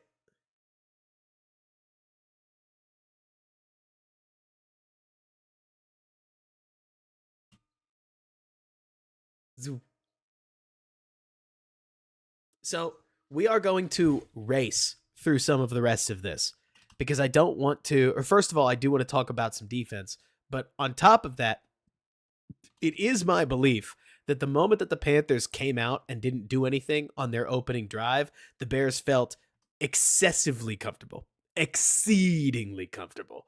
And while every single rep that you take in the NFL definitely matters, I also think that there's an element of this where, yeah, right, Grant? It's scout tape and practice reps. Like, for instance, I think that this is a pretty soft holding call, in my opinion. Let me see. I think this kind of a block, I think they're seeing that. Nah, it's a hold. It's a hold. I want to pretend it's not. It's a hold. Like, that part is fine. But the moment Swift grabs the arm right there, it's a hold. But all that to be said, I love seeing Caleb develop some chemistry on the run. Caleb's had a couple of these get called back for holding. on holds that were just, they happened during the space of the play. Man, the C's parted and Swift just steps up for that block. Go hit another one. But I personally am stoked to see more of the getting out of the pocket and making it work. You want to balance. Holding call. Ooh, what's going on down here? We've got Swift on the old Madden Texas route. Like, we've got the backfield spinner. We've got an out from Keenan Allen that he's pumping to get Cole Kmet open. So what happens? 8 doesn't bite. Look at Cole. Look at Cole Kmet. Look at this. See you another day. Oh my gosh. All right, that's fun. That's fun. You want to get more excited about 85? Like, that is a body route. Puts that body into him. See you later. 8 does a great job of getting into zone space. I almost wonder if in the future, Caleb could then go back and work back out to Keenan. Because the moment that Keenan is sitting on the sidelines like that, especially if you're still hanging on to the football, you might be able to... Actually, I don't know. I think he picks it there. I'm talking myself back out of it. That's a dangerous corner. And then you mentioned Rome on the backside, but Big Steppa, if it was me, I would be coaching this as 1, unless you think you can get 2. And then if you don't like it, get to 3. And I would just keep it to a half field read. But man, Rome is like wide open.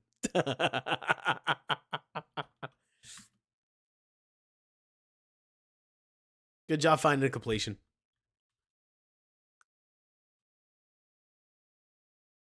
Good little route by Swift. Takes himself basically back into the defense.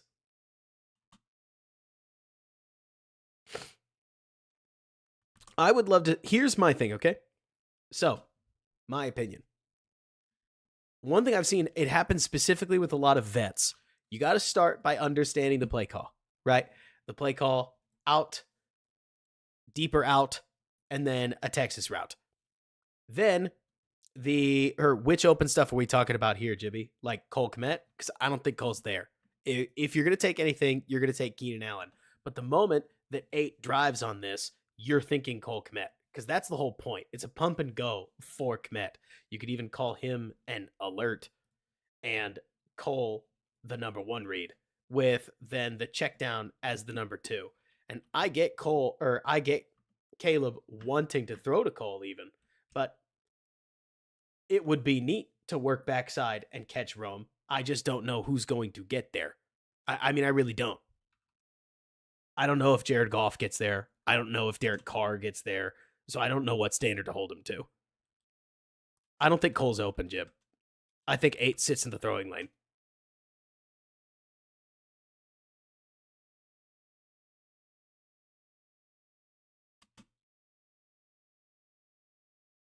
Oh.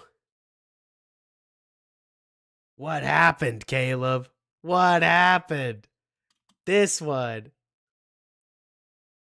Oh, what happened? Oh, what happened? Oh, what happened? How do we miss him? How do we miss him? What happened? Oh. What are we looking at? What do we want? What don't we get? I mean, are we really looking for Keenan Allen on the out and Gerald Everett underneath?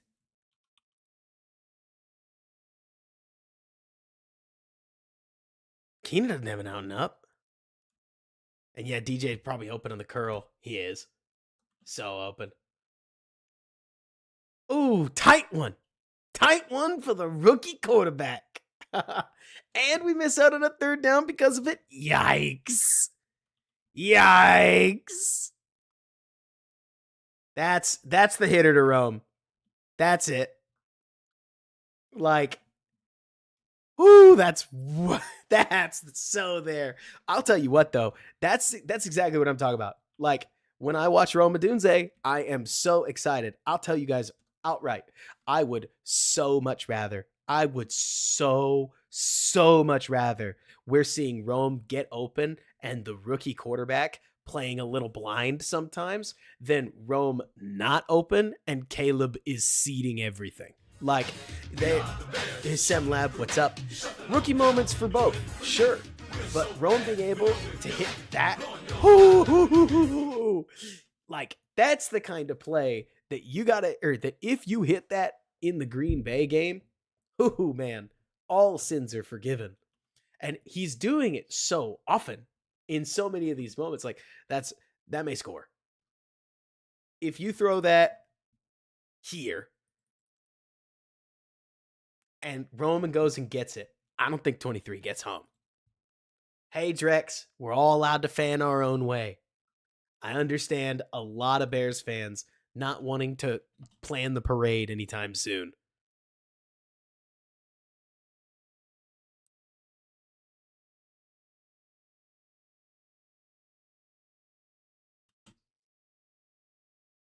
It looks like he gets stuck on Keenan Allen. He even goes back to it. What is he looking for? Is he looking for Everett at that point?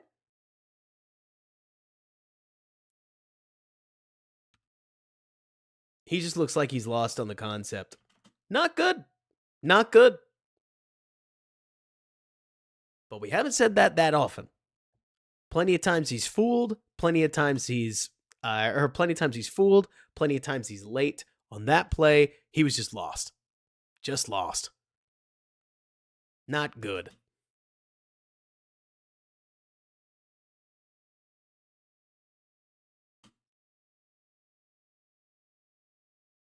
No, he doesn't. Ace, does he? And then you get some slingers. Here, cover 3. Caleb knows it's cover 3. Throws right on time. Made a mistake. Here's something I will say. Like, Caleb misses that play. Goes to the sidelines. Here, this is my take, okay? Caleb misses a play. Goes to the sidelines. Looks at the tablet. Oh, I missed it. You've got to be kidding me. Comes back. I would tell you I think this is his best play of the day. Everybody's going to talk about the DJ play. To me, this play, when you're looking at NFL quarterbacking, eyes to this side of the field, keep that corner in his cover 3 location. Keenan Allen makes a move. Caleb puts his eyes on him, puts the ball on him, beats the safety, and beats it there in time for his receiver to protect himself. Everybody wins. It is a beautiful route by Keenan. It's the same route that we watched him run earlier in the year in week 1, and now Caleb hits it. That to me is the best throw of the day. Those kinds of seam balls, when you can throw them, are awesome, and they're hard to defend.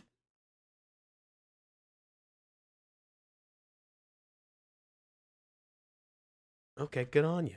Good on you. It looks, at least to me, like Caleb looks at this and thinks that there's a chance that they've got cover 2. If they've got cover 2 and not something more like cover 4, then Rome may be about to run into the cover 2 hole, right? If they don't, he comes back to DJ on the juke route. I love the natural pick. Design-wise, I'm a big fan of this. Cole Kmet is going to run a natural pick on an out and up for DJ on the juke. This is nice.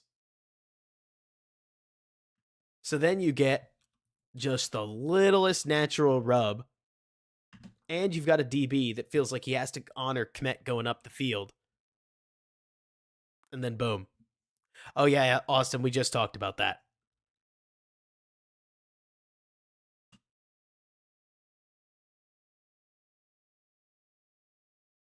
And then good on DJ to just get up the field.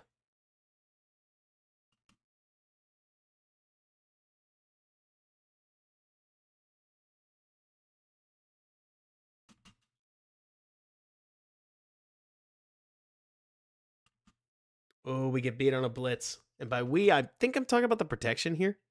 Though I guess it's kind of on everybody. We got our one-on-one down the field. We give it a shot. We don't get it. Love it, Austin. Yeah, right, Ben?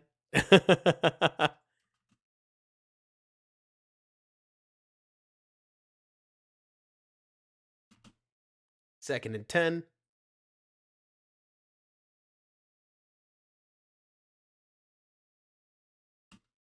Swift, where are you going?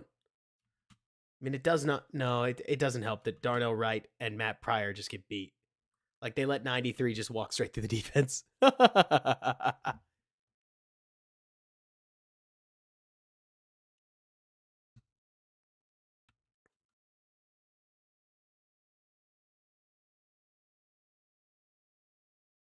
This is a third down. Third and 8. Oh, this is that one. So at least when I've watched this, I guess the best play you've got would be a feather ball throw to Rome. But I think Horn's getting it if that happens. All right, real talk. Caleb has not been objectively good by near any measure. Okay? Like, that's not me trying Zai or anybody else to, I don't know, be icy or to cave to the haters or whatever. If Caleb was already a top 10 quarterback, then we would be citing those statistics, and we're not. Caleb looks like he's on a very good rookie growth path. That's true too, but those aren't the same thing. If you look at, I cannot remember. I don't think Bo Nix is positive in EPA per play yet. Caleb's not either, but he did just have the best rookie EPA per play game of the rookie class this last week with 0.4 EPA per play. So you could say that Caleb right now has the highest high, and I think that's valid because every single one of these rookies has played a poor defense at some point, but he's got to still overcome the Tennessee game in particular, and then the Houston game doesn't help either. So, yeah, the jump ball to Rome, if you're talking about this one, I don't love it, but that's just to me. I see the corner hawking it. I think he's going to jump in front of that under near any case. But yeah, a good game from everybody new poster. Outside of that, concept-wise, it looks like they're just running, basically, it's corner strike, right? It's Madden. So I always think it's funny when you see Madden concepts IRL, and against what looks like,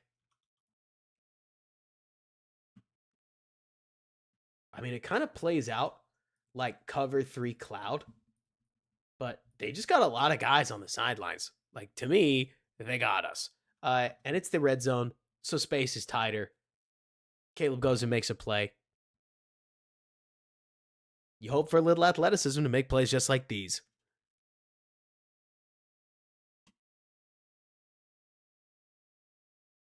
Alexander, I hear you. I think the word is tired. Zai, you too. Like, a huge part of why I do this is to talk to people who either love the Bears to the point where they're going to get their hearts broken or hate the Bears and maybe could be afraid or could be worth loving again, right? Or too afraid to love again. There are going to be plenty of Bears fans that won't believe it until the Bears are the playoffs. Like Tyler, you say look to Love for an example. Love could have just been bad. Love might just be bad, right? Like, look at Jordan Love over the last couple weeks. Look at Jalen Hurts all of a sudden. Is the answer that you really want to point to before you go and do it guys that are fading really hard? Like, you don't want to hang your hat when most of the guys that we've seen in the league were pretty good pretty quick. Everybody's going to cite Peyton Manning. We haven't seen a Peyton Manning in an awfully long time. That super duper struggled early. But I'm with all of you guys. I mean, you know I am. I just think the truth is in the middle of what everybody's saying. I love this, by the way. We've seen a lot of pocket passing from Caleb, so to see a little bit of athleticism, go get yourself in the end zone, I'm a fan. Like, put it on tape. Yes, there's a clip. Yes, it doesn't count. And yes, as I understand it, that is a clip. Though I don't actually know if he contacts him. But I think they're literally calling the attempt. Because it's a dangerous block, and that's how you blow somebody's knees out. But good on Caleb just being an athlete. Go get in the end zone. Play without hesitation. Yeah, he was, Derek. He looked exhausted. Big stepper, I would tell you if I knew, but I can just tell you that it's a fancy word for block in the back in this case. Like, he's diving at his knees. This is another one, if you can believe it, of my favorite plays of the game. Now, I haven't seen it on All-22, so I hope somebody's not just, like, obviously open. But let's see. Caleb looks out. I mean, we could probably take that to DJ Moore. And then I'd love to live in a world where we could take that to Rome. So DJ Moore, I think, is open enough. Caleb may think it's not enough meat on the bone. Get him the ball, see what he does. Start there. Then moving out, we've got an out route to Rome Odunze, I think, because I don't think he's looking at Keenan Allen. And we've got a one-on-one. We're crossing the guy's face. I think we could take that. Then Caleb looks around, and I love the pocket awareness to check whether or not he's in trouble. He ends up checking, but his guy doesn't bury the guy, or Braxton doesn't hold the block. Oh well. Eventually, your clock going out will punish you. And he makes it work before getting the ball out.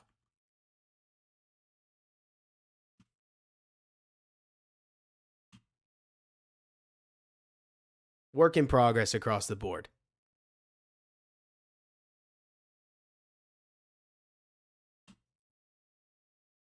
Oh, I got you, Jock.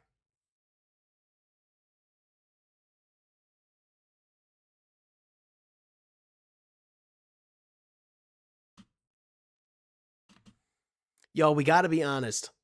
The problem is that a lot of project quarterbacks just aren't in this place. Like, for instance, okay, Jared Goff was a horrible rookie quarterback. Now, I think he's a pretty daggum good Lions quarterback with limitations. And from there, he ends up getting better after his rookie year, ends up throwing for 4,800 yards at one point. But it doesn't tell the whole story to say that, because there was a lot more than just that to get here. Then you look at, I don't know, let's go with Patrick Mahomes. What did Patrick Mahomes look like as a rookie? We don't know. We don't know. Don't cite me week 18. We haven't seen Caleb's week 18 yet. We have nothing to compare, right? What did Rodgers look like as a rookie? We don't know. What did Jordan Love look like as a rookie? We don't know. What did Lamar look like in week 1? We don't know. We don't get them. So to Jimmy's point, a lot of the guys that are good right away. But to everybody in the chat's point, most of the guys that were really good and were really good right away did not start week 1. And so does that mean Caleb's doomed? I don't think so. I think this is the growth path that he could have also had he been sitting on the bench. But I also think what the Bears are doing can arrive to the same, let's say, arrive to the same end state. It's just going to look a little more like the older path. And I don't know how good Caleb's going to be.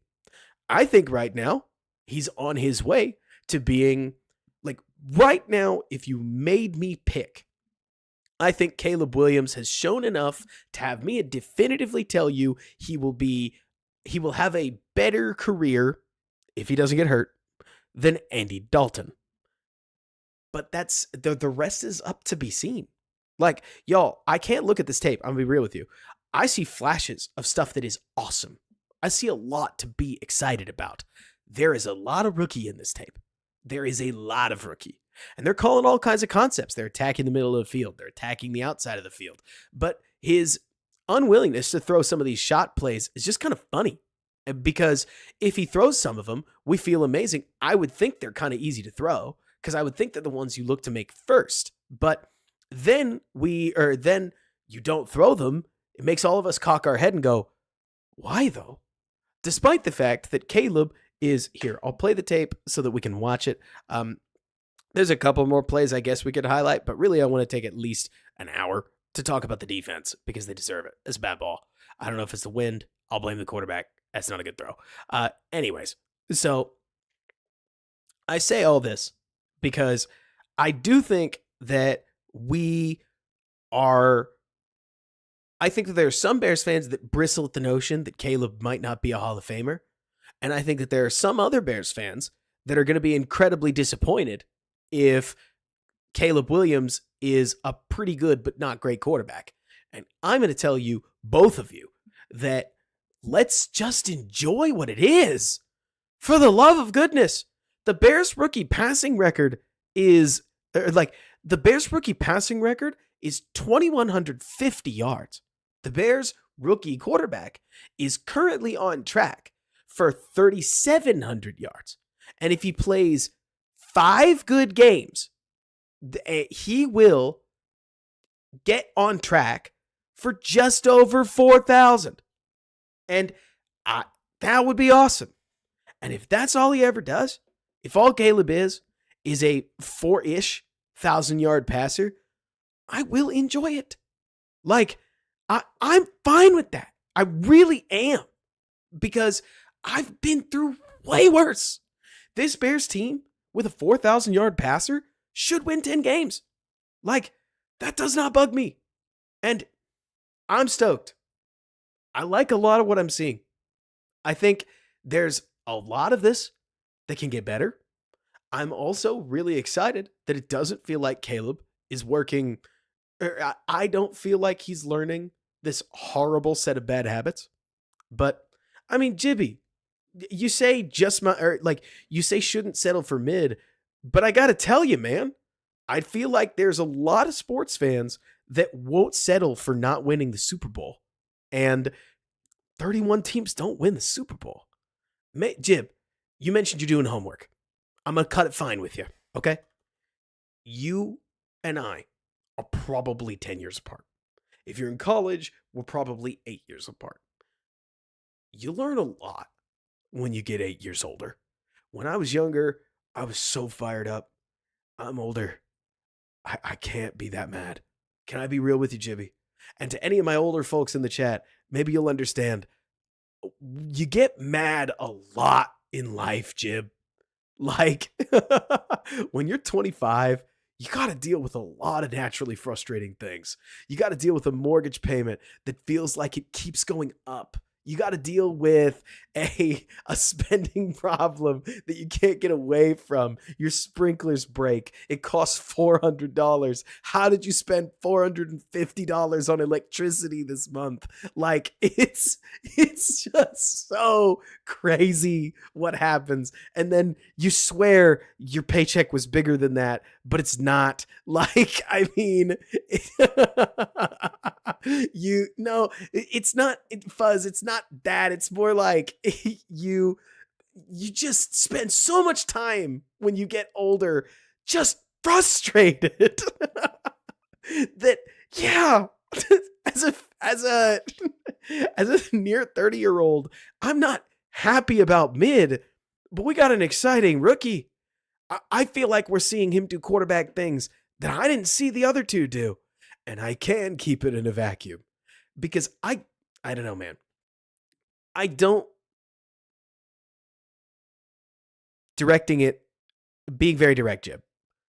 I don't think you have to be a homer to own that the conversation where you directly compare Jaden Daniels to Caleb Williams is never going to be fair. You can't take one and put them in the other's shoes. You can't take the other and put them in the one's shoes. We don't know what Caleb would be doing as a Commander. We don't know what Jaden would be doing as a Bear. We do know that I would still have taken Andrew Luck's career over RG3's career, and we don't know that it's fair to compare Jaden Daniels to RG3 or Lamar Jackson. Lamar Jackson is the only person in history who's ever been Lamar Jackson. Like, we got a while. There was 5 games last year where Josh Dobbs was the dude. And Josh Allen just threw 9 complete passes in 30 attempts. Jibby, I hear you on like mid, but let me challenge you.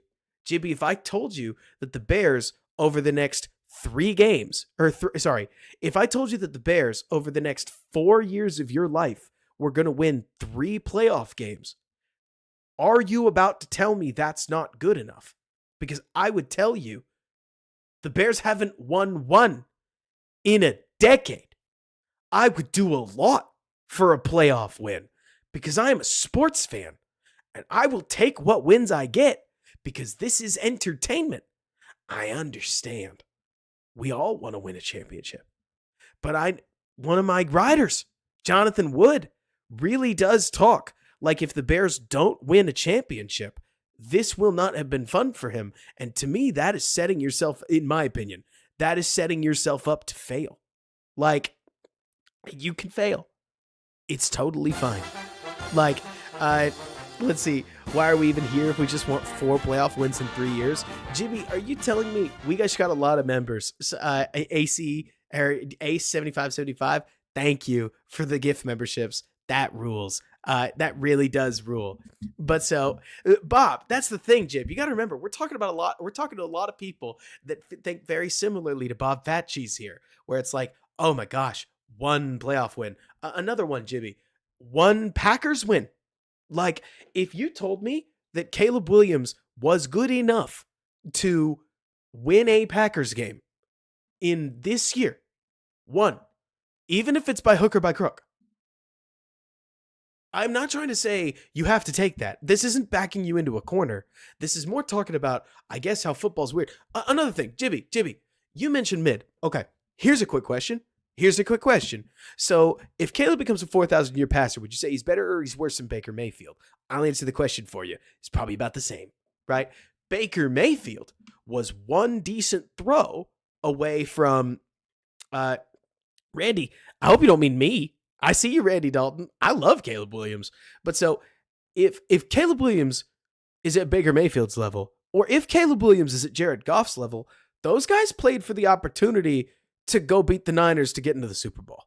Like, we got to make it clear that I want a top 5 quarterback as badly as anybody. But if you get a top 10, top 12 quarterback, you get a good enough player to have fun watching a football season. and that is what I'm chasing. I want a season that I can enjoy. Don't we all? I hope we all do.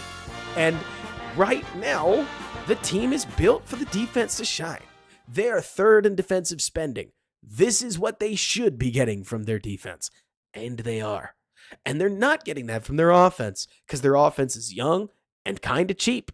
And they've got some expensive players, but if you look across the board, it's not that expensive compared to the way people are spending on offense across the league. So maybe there's an element of you get what you pay for. Maybe there's an element of the Bears are a little too early. They just hung 36 points on an NFL roster. Like, no, he didn't. Everybody, Jimmy wants the Bears to be legit good. And until the Bears are legit good and Caleb Williams is irrefutably good, he's going to want more. Don't act like that's ridiculous. You may think it's young and hot-blooded. I know that's kind of what I just implied. But it's not ridiculous. You just stopped doing it because your expectations got lower. And that's okay. I am excited for the day when Caleb proves that he is that good. I still think it's out there. I think it's more out there than I thought the others were. Like with Mitch, we were waiting for him to turn a corner. With Fields, we were waiting for him to take that step. With Caleb, I feel like we're already getting there. Like, I feel like we're on the road. It would have been cooler if we weren't on the road.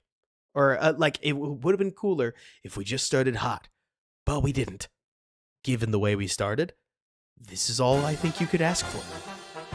Excited to see a bunch of guys get subs, too. I recognize all the names, which is fun. But it's all a process. Then you get plays like this, where it's like, what is happening? There's still too many of them.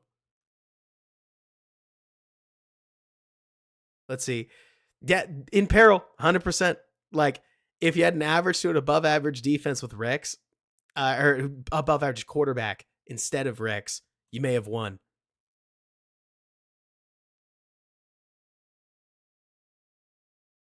Thank you. You don't know? You didn't know who Mitch was? Oh, you mean when they drafted him, Taco?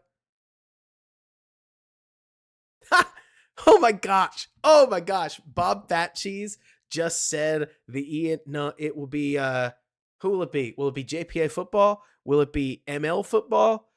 Will it be Dov Kleeman? Somebody's tweeting that. Like Bob Fat Cheese, you just nailed the 100K like tweet.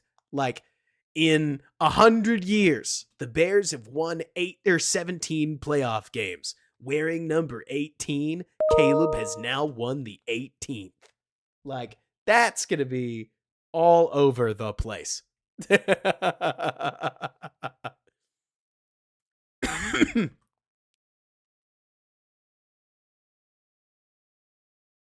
Bears run Y cross, and this one's covered. Speaking of May, oh my goodness, Jibby, we will see. If May comes out and May is just slinging it behind a Patriots team where I think he's going to get just destroyed, then we may have a conversation on our hands about like, hey, maybe when you know, you know. I'm always down to learn. But Jib, I know how much you loved May. I think the dude is about to look terrible. Like, I think that Patriots line and the teams that he's about to face, that this is a tough, tough, tough ask. Especially since I have to imagine this is nearly his first week repping with the ones. So I imagine there's like going to be a lot of ambiguity. There goes Cole Kmet. Yeah, Ben, May's about to get his first start. Why on earth are the Patriots deciding to start him before he goes on a run against, I think it is, May is about to start, Ben, against, like, he's going to start against the Texans. Then he gets a week against the Jags. Then he gets a week against the Jets. Then he gets a week against the Titans. Then he gets us. And I'll tell you, that's ridiculous. Yeah, same, Khalid. I remember when Cole used to get caught by linemen. Ben, if you ask me, and I believe the Patriots just lost another starting lineman, like that sound, to me, Jib, when we talk about, so Jib, you mentioned, I'll keep the tape going. There are a lot of quarterbacks that when they finally started a game, they were good enough to look outright good. But to me, Jibby, the plan they're going with Mitch, or the plan that they're running with May, is the Chicago branded path to wrecking your quarterback. Like, Caleb is learning through it, but he got all the training camp, he got all the OTAs, he got all of the reps early on to struggle through it. This was his team. It was going to be his team. There wasn't any questions about it. And now you get a game like the Panthers where I think Caleb looks like an okay NFL quarterback. Can you say that with me, Jibby? Like, everybody in the chat may get mad about that. But when your week 5 rookie is looking like an okay, playable, starting NFL quarterback, we're doing well. The guy in Washington's doing better, but we're doing well. That's ahead of schedule, according to a lot of what we see from a lot of different rookies. The way they're doing this with May is awful. Like, what they're doing with Drake May, where it's like, hey, no, you're the backup. You're going to sit all year. You're going to develop. You're going to get practice reps. You're going to get, like, you're going to do this. You're not going to have to worry about any of this. Get ready. You're going to start next week. That's terrible. What's up, Killjoy? Thank you for subscribing. I appreciate you. Like, this plan with Drake May of, hey, don't worry about it. Don't worry. Put your helmet on. Get out there. Terrible plan. Terrible plan. I think it's a great way to end up with Washington. I think it's a great way to end up with New England and Boston getting super duper pissed. But so, yeah, right. Well, this was Ben where you could almost tell that the Bears were just R&Ding. Like, in my opinion, this really was the part of the game where the Bears were just about to rep stuff that they hadn't repped yet. Oh, DJ. Oh, DJ. Bears run a little picking action. It's not there. Good on Caleb to get away from it. Good on Caleb to get the ball to DJ. Oh, DJ. Oh, DJ. Not every play is going to work. Good process, in my opinion, on Caleb's part. I would like it if he's away from this a little faster, but that's rookies. Plus, it's something he did in college. Caleb was not the fastest reader of the field in college either. So maybe there's an element of this where it's like, yeah, that looks about right. But, oh my goodness. Oh my goodness. Y'all. Watch the corner. Oh my goodness. Oh, he's done. Oh, he's out. I mean, you want to talk about, like, I'm actually shocked he gets his ankles broken like that. Like, that's brutal. That's brutal. What I will tell you, Austin, you mentioned, like, it's a 304 touchdown or a 304 yard 2 touchdown game that could have been like 400 yards and 4 touchdowns. So what I like about it, Austin, is that Caleb made a varied set of throws to get the 300 yards. Like, it wasn't just snap down your first read and scream the whole game. Like, Caleb's progressing to read 2, progressing to read 3, catching more. Thanks so much, Ace. I really appreciate it. You're the man. Like, we're ripping balls over the middle. We're hitting quick outs. We're hitting deeper shots down the field. We hit the shot over the middle. We get the RPO going. Like, there's, in my opinion, there are a varied set of the way Caleb is winning. And we're also screwing up a bunch. Like, there's definitely reads and other things to tighten up, left, right, and center. I'm not trying to avoid those. I'm sure you guys have heard it. We're late to some reads. We misread some plays. We don't have the concept. Like, but despite all that, we end up being a net positive for our team. Oh yeah, Bob. 100%. Wait, what did Imperil say? 100%. Well, I would even go so far as to tell you, Bob, that I think Schmitz just earned it. Like, what's funny is JT and I see the game the same way. Have you guys figured that out yet? JT and I do tend to agree, because I agree with JT that the tape is the tape, and we both watch it. That's all I got for you on a play like that. But Cole is just balling. Like, Cole Kmet has just brought it as a player this season, and it's fun to see. He looks awesome. He looks really awesome. So Donald, the tape never lies if it's analyzed properly. It's part of why every once in a while I'll take 10 minutes to make a small point. As I got feedback earlier, is because I'm trying to literally invite you to disagree with me. To be honest, you don't have to, etc. But I'm trying to give you what I see, and then if you see something else, you're welcome to it. So, one thing I love, we make the throw. And we're targeting Rome. We get Rome on a one-on-one. He gets held. But Rome runs a nice little route, and I think Caleb puts the ball right where it needs to be. And I like that we're throwing here. Y'all, there's been a massive X right there. There has been a massive X for 7 years. We have just not thrown right there. I'm about to cry. Like, I have not seen nearly any Bears quarterbacks, except for my dog, Nick Foles, attack this part of the field.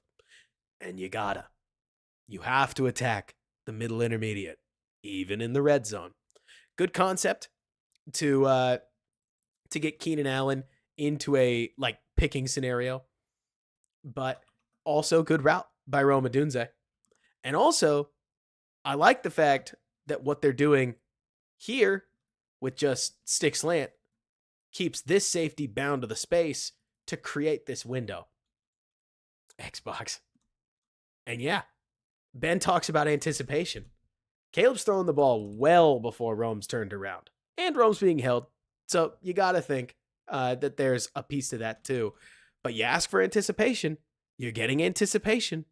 I would tell you that I am really loving the process. Like I really feel like I am.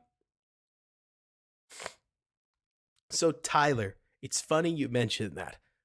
If there's a take that I have that is incendiary, it's that I think Joe Burrow has been the benefit of extraordinary branding and incredible weaponry for his entire career. The Burrow we're seeing today is a shell of himself. He's an injured version of himself that played a sicko game last week, but over the last 12-ish starts that Joe Burrow has made, I feel like he has been a much he's not been a top 5 guy, if you want my opinion. I think a lot of people wanted him to be a top 5 guy. I think at one point he looked like he would be a top 5 guy. But Burrow's the only one that I'm bringing up there. I think Allen's the easiest one for this. Like, I think Josh Allen is the clear best current player that did not or that has not won a Super Bowl. It is also pretty funny to me when you think about it that somehow, some way, like Tyler, have you thought about this? Because I think it's kind of wild, right? It's a little crazy, isn't it? That in that golden age of quarterbacks, all of the guaranteed Hall of Famers also managed to win one in an age where Brady won them all. Brady won them all, right? All the quarterbacks that won Super Bowls were Aaron Rodgers, they were Drew Brees, they were Tom Brady, they were Peyton Manning. Like, I think it's kind of crazy when you look back that Aaron Rodgers had such an incredible career, and yeah, he got Brady'd for most of it. And you end up with a Super Bowl from Joe Flacco, a Super Bowl from Nick Foles. You get the Russ Super Bowls if you think he's a Hall of Famer. If you don't, I have made up my mind. Russ has been so bad for such a long stretch now that I am going to have trouble looking back and being like, definitely a Hall of Famer. Because the let Russ cook era didn't go well. So is he the Hall of Very Good or not? I don't know. But you're also talking to the guy that doesn't think Eli should be a Hall of Famer. We can get into it if you want to, but like, I don't think that I think Eli has more seasons where he was considered the worst quarterback in football than he has seasons where he was considered the best quarterback in football. I don't think he was ever, like, I don't think he was ever the best quarterback in football once. And so I don't know. And like, let's see. If Russ retires after this year, he gets in. Yeah, we'll see. And that's the thing. Like, Jimmy, I could see it where he's got a Super Bowl ring. He's a 9-time Pro Bowler. Are you going to just put every good quarterback from over the years in? You can. Like, if that's the rule, then you can. That would mean Stafford has to be a Hall of Famer. I did kind of just forget to mention Big Ben. Like, Breeze won, Ben won. The guys that were definitely going to get in just found it. And Donald, you mentioned that he was mostly good. That's the problem to me, is that he was mostly solid, right? I don't feel like Eli was ever, oh shoot, it's Eli Manning. Whoa, we're playing Eli Manning. Both of those Super Bowl runs were on 8-8 teams. They were never 13-3. And does that matter to you? It matters to me, but I don't know. That's kind of like the argument of, is Dak Prescott or Eli Manning more meaningful? Because Dak is the regular season accolade champion right now with no playoff success to speak of. And Eli has not one but 2 runs. It is literally, Donald, do you believe it's more important to be the guy that got it done? Or do you believe it's more important to be the guy that accumulated stats and had impressive performances? Good question. I don't actually have a clean answer for you. But let me see. Is it Grant, give Rivers 2 rings and he's Eli? Give Rivers 2 rings and he's current Herbert. Like, I actually am wondering, Grant, in particular, Grant Lack, I want to challenge you for this. How far are we from Justin Herbert losing his luster? Right? Like, serious question, because I think it's fun. There was a day where people wanted Herbert more than they wanted Mahomes. I think they were bored. We see it with LeBron all the time. Like, I understand I'm talking to a Chicago chat, but people got bored, so they stopped voting LeBron the MVP. It happens. Greatness is apparently dull if you see it for too long. But at one point, Justin Herbert was considered the most exciting, if even the best, quarterback in the NFL. How long does he continue doing this before that changes? I'm curious. I really don't know. But perception around him and Burrow is really interesting to me this season, because the best guys, I think, are distinguishing themselves. But at the same time, y'all, if Caleb Williams had a 9-for-30 game against the Texans, I know people would be losing their mind. And with that note, let's go to the defense.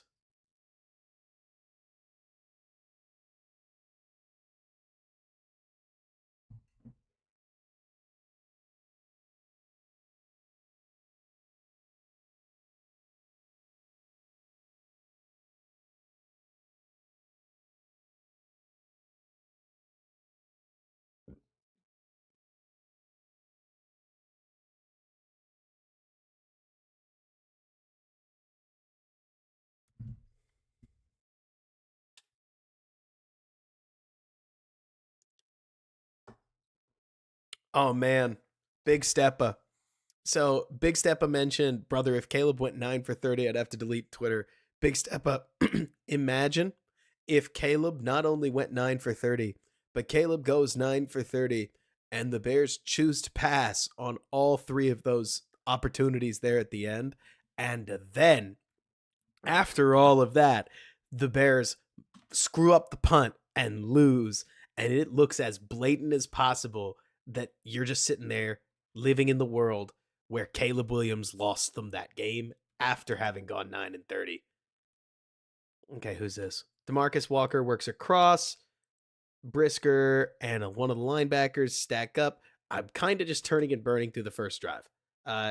Yes, I'm interested. Good hit. Ooh, Grant, I like that. Lawrence and I like the comparison. Lawrence and Herbert. Oh boy. Oh boy. Oh boy. Oh boy. Oh boy. Oh boy. Oh boy. Let's get the what is this? Let me see if I can draw this. Let's get the car seat. Can I draw a seat? Good question. Because we better pull our seatbelt over it. Look at JJ strap this man up. You think Jalen Johnson was excited to take on Deontay Johnson? Oh my gosh. You think he's juiced up about it?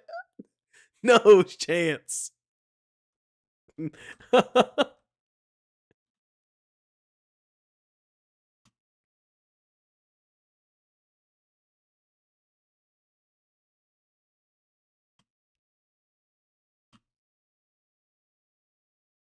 Taco, I feel like you start to get into this nasty place where, with some of these quarterbacks, anyways, where you're saying to yourself, yeah, but they're hurt, and I don't know if they'll get healthy.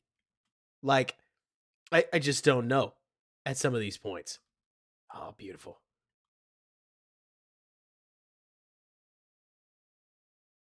Okay, pass rush rep. Nobody gets nothing. Throw over the middle. What do we got coverage wise? Looks like it's just cover one. Good rep from Kyler. I would have expected Kyler to lose this, if I can be blunt. Kyler doesn't generally have the speed to just up and run with guys. But good job making that throw tight. Oh, beautiful rep by Jalen. Beautiful trail coverage rep by Jalen. This is gorgeous. Like, we get hands on, we're inhibiting the route. It's a curl. He can feel it. Man, is it a technique thing with Tyreek? I'm going to die. I'm going to die. Because this is not the corner I felt like I saw in Miami. I would have expected them to want him to get hands on him. But at the same time, with Brisker sitting there, maybe Tyreek's explicitly playing the outside so that he can fence in any route into the middle. I don't know. But it ultimately becomes a throw to TJ Edwards and a punt. Khalid, I got to be honest. I feel good about the Jaguars game.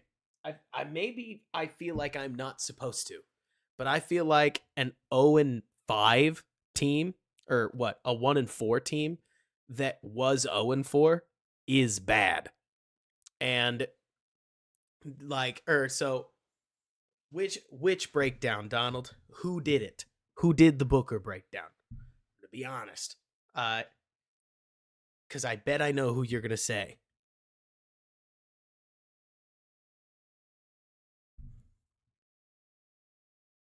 For me, Fuzz, the big question that I got with let's see. There you go, Sanborn. The big question I have in London is, are the Jags going to show up jet lagged? And beyond that, do the Jags have the talent and frankly the culture right now to sustain success? Which I don't think so. London games are always weird, though.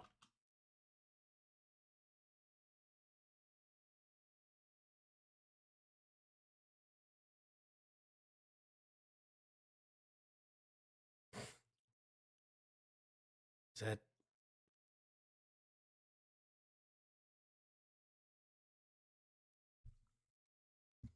Sorry for all the rewinding. We get to 11 and I struggle paying, and I honestly kind of struggle to pay attention. Dump off.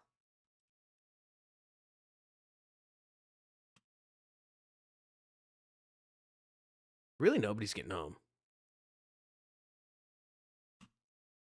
And that's the thing, Big Steppa. You mentioned Trevon Walker's coming off a big career game. Y'all, quick question for you. Saturday morning inspection? That's good, Donald. I thought you were going to say it was Football Scout. And I love Sanjeev. I think he's awesome. There are some creators, I'm sure you have noticed them, that specifically target the Bears fan base, and they will glow up the film a little bit, right? Like, for instance, if I showed you a normal play and I went, wow, this is incredible, and I said a bunch of words and like talked really positively about a very normal play, you'd go, damn, that must have been pretty good. Because that's how it goes, right? I really try to be as clear-minded as I can. I am a Bears fan, so sometimes it bleeds through anyways. Nice little rotation to cover 3. If there's one thing that can bug me at times about the Bears defense, it's that it is a phenomenal 3-down defense. Like, this is a great play on 3rd and 3, but in a league where teams will go for 4th down on the 40, this is a play where I would love to see the Bears be a little more aggressive. Because when you give up the 2-yard gain and you force the 4th and 1, all you have done is force a play that is statistically an 80% conversion rate. Like, the moment you get to this, you're already hosed, but your defense is going to get deflated anyways. Traditionally, yes, I'm sure we could like point out, oh, well, if this person had made this play or that person had played that play, I'm not trying to freak out and I'm not trying to make you freak out. It's the first drive of the game. But those kinds of plays within Flus's defense sometimes make me cock my head and go, could we be a little more aggressive in situations where we know any gain sets up a 4th and extremely short? Or are we just comfortable with our defense on 4th and 1? I would prefer not to. But I also have the benefit of hindsight knowing that this play's coming. Yikes. What happened? What could have possibly happened? What went wrong? I'll tell you what went wrong.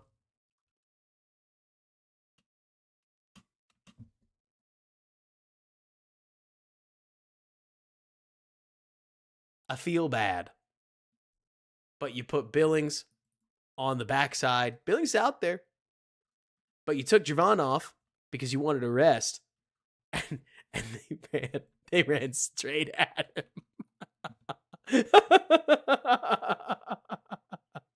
they they just went boom. I mean, I'm not trying to hate on Chris Williams. Like, the guy was riding on practice squads. He's not more than he is. But if I was the Panthers, yeah, I'd target the guy who never made an NFL roster either. And then at that point, you've got a good running back in open space. I like Chuba Hubbard. So on top of that, you end up other places. Let's see. That's the thing. Armagon. I'm right there with you. Like, I don't know if you've caught up just yet, but the Rome looks great. There are plenty of times where Rome's going to run downfield and then Caleb's going to throw the ball. This one I'll warn you about, Armagon. There are plenty of times where Rome's running and then Caleb's going to throw the ball, and because Caleb throws the ball, the defense reacts, and your mind picks up that Rome is more open than he is. But Rome was really open a lot. I've loved what we're seeing with the Dunze. I can't help but think it's just a matter of time. But yeah, good point. Look at Billings cross the gaps. Look at this. Like, look at that. Ooh, get across from it, big man. Almost gets there. And then Grant, like Grant saying, it's also some creative running, because the moment that you pull him and down block Chris, and Chris doesn't make a sweet play, you're already short way too many gaps. Good point, Grant. There's a lot of pieces to that design that, especially once we get here, I just don't think about it. It's a good defensive play call against that alignment. So the moment that you're calling this run and you're pulling right there and there's nobody in this gap, you're already feeling great. But, man, would have also helped if 91 could have... the best way that I could put this, Donald, you mentioned that 91's the failure point.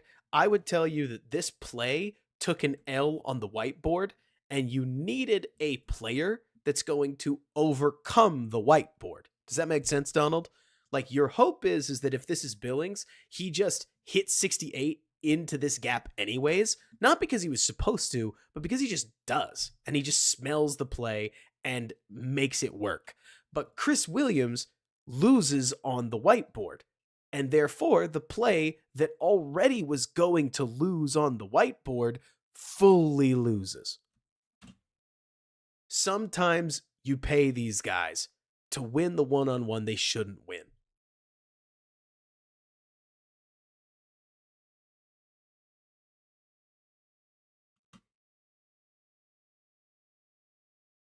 I honestly thought Pickens was 93. Is that Hardy? Quick roster check. That's Hardy, isn't it? We may get his name. No. Who's that, Colbert? Who's this nose tackle? I feel like a doofus. I'm shocked I don't know.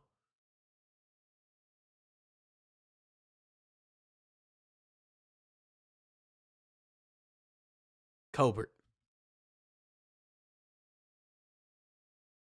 Look at this Billings pen. Ooh, Billings pens. And then Colbert gets over. Gets a little help from the double team bump, but he gets over.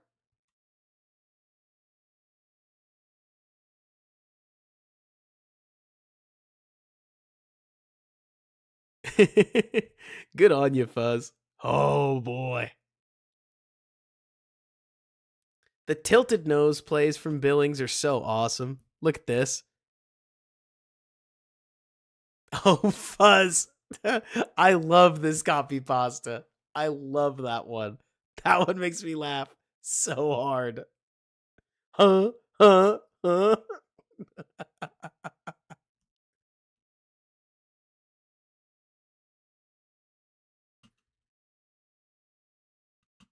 It's not even like Billings crazy wins this one, but he just soaks up both guys.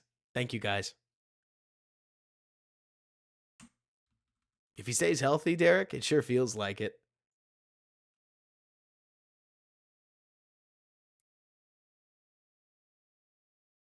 Oh boy.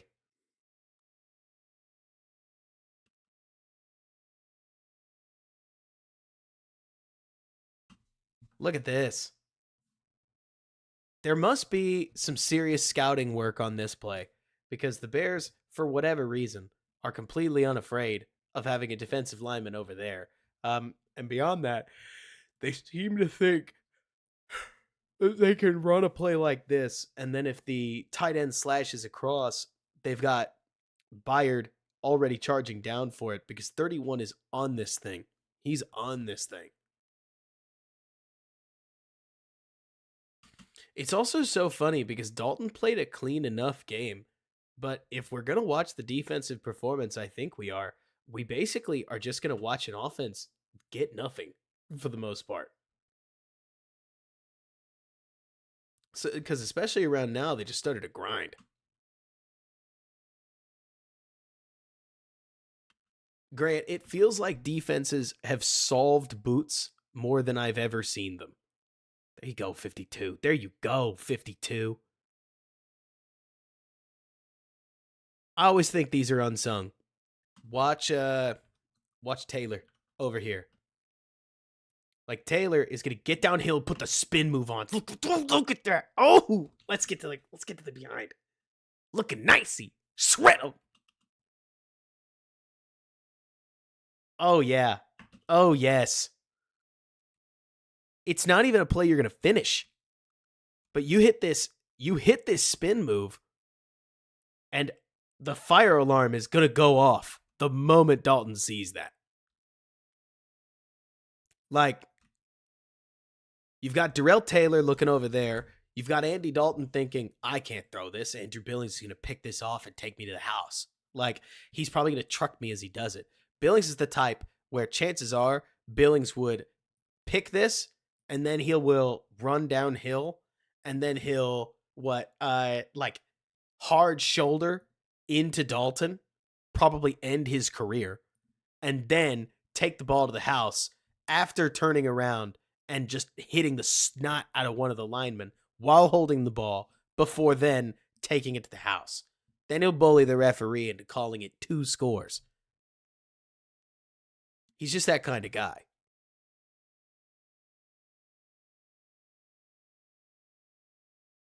Chance to run at the quarterback. Dexter misses a free sack here, and it's a darn shame. But I'll tell you what. Okay, I feel like a lot of quarterbacks get away from the defensive lineman in this case. Do y'all feel like Dexter's got some pace? Because I feel like he does. Like, I'm not even trying to gas anybody up. When they give Dexter free run, he's so fast. Or at least so much faster than a guy that looks like this, if you ask me. Like, he's booking it. This is a missed tackle. Tumultuous, Andy can move. Like, Andy's not Daniel Jones. Don't get me wrong. But Andy can move.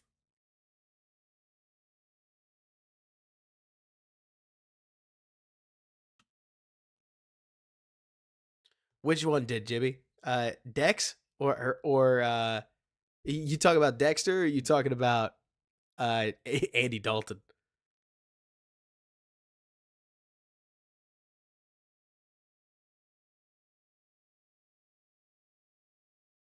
Bears drop into cover 3. And honestly, what I feel like is funny is that this is just a too high rotation into cover 3. I feel like the whole league does it.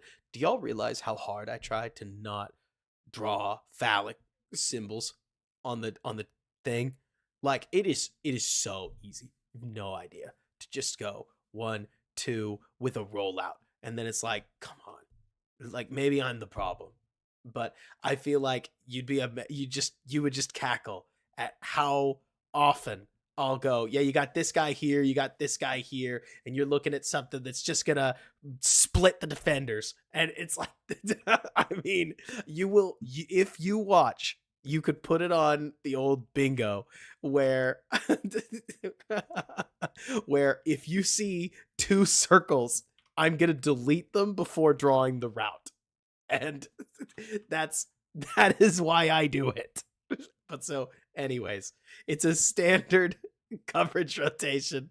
And then when the Bears run it, all they're doing differently is that they've just got, hey, kudos to them, man. Y'all, I think it might just be Edmonds. Like, Edmonds plays this great. For a lot of quarterbacks, that's free yardage. But Edmonds is going to house it. If you throw this, Edmonds is either going to break it up or he's going to take it to the house. And that works. If you're going to pay a linebacker $18 million, that's why you do it.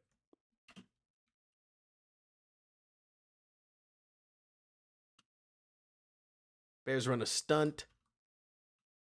You really don't get a ton off of it. Oh, yeah, Sweat. Sweat makes it work, I think. No, not as much as I wanted him to. I wanted that to be the story. Coverage sack, and we love it.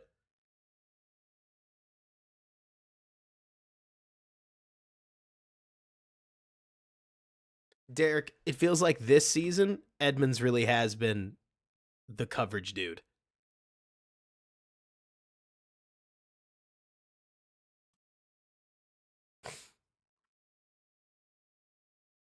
Oh, good job keeping your feet. Alex, you got to remember. Okay, so Alexander.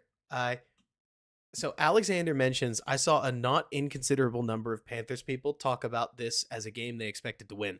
Y'all, okay, so I was watching a Vikings podcast the other day by Phil Mackey, on who I think does he does like Purple Daily, is what I think it's called.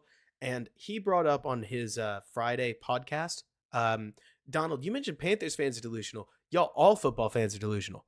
Phil Mackey brought up, what if the Giants offered to trade Dexter Lawrence, like the best nose tackle in football, for J.J. McCarthy? And they said, not a chance. No, wouldn't do it.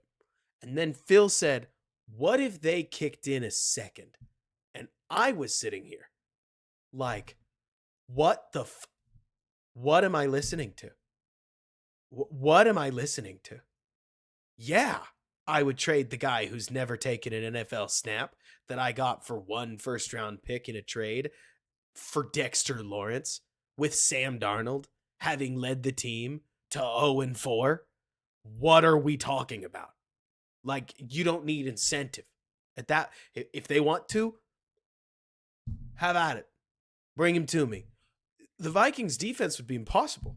Like, I already think the Vikings defense is good. Yo, if you had Harrison Phillips and Dexter Lawrence, fold the league.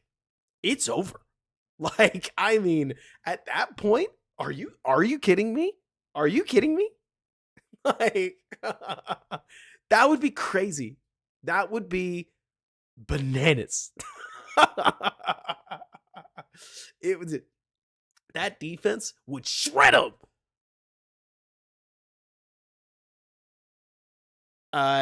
But so, I mean, Jimmy, he wouldn't be the only one. Like, that'd be insane. But no, JJ's the dude. JJ looked good in the preseason. I'm not trying to dunk on. I'm by no means trying to dunk on JJ McCarthy. It's not about that. It's more me trying to point out that fans across the league are always a little wild, and they're always high on their team. Okay, and it's it's just something you gotta remember, because let's be honest, Jimmy, and anybody else, the Panthers fans who didn't think that the Panthers were gonna win that game didn't watch it. I mean, I really mean that, right? Because the Panthers fans that didn't think that the Panthers were gonna prove anybody wrong, have given up on this season outright. They probably stopped when your boy Bryce got benched. Maybe they didn't already. Like, it's TB did not get shadow banned, but I think TB doesn't want to get yelled at, or TB feels better about Caleb, even though he thinks that the chat is more than likely, quote, full of delusional homers, end quote. Everybody's going to think that, right? I'm serious. Like, Eric, he didn't mean it. Everybody's being too hostile. I get where Jimmy's coming from, okay? Everybody always feels like they're the voice of reason. But King Booker, it sure felt like that for a minute. I felt like, oh my gosh, they're hot. And I'm being serious. Like, I think the Panthers are what have me feeling pretty good about the Jags. You look at almost any EPA per play chart right now, the Jags are competitive with the Panthers in terms of defensive poor play. And so I am looking at these Jags saying, just because they got one win does not, to me, mean that they are suddenly the Trevor Lawrence good team. But I'll believe it when I see it. I'll tell you what, so far, can we just raise two hands up? At least we got the narrative of the season right. There's been a couple seasons in a row where we came in relatively upbeat about the season, and then we just had this soul-crushing week 1 loss that spelled doom for the rest of the season, and then we just had to like live through the season and hope it got better, and it kind of didn't, right? This season, the Bears being 3-2 is what every sane-minded person thought the team would be. The Bears so far have delivered almost dead chalk game-to-game results that we expected they would. Like, it is kind of funny when you look at this team and all the different consternation about it. We thought they would win an ugly game against the Titans. It was even uglier than I expected, but they did do it. We thought they would lose a close game against the Texans. And they did. The offense looked abysmal. Somehow, Houston's offense didn't score in the second half.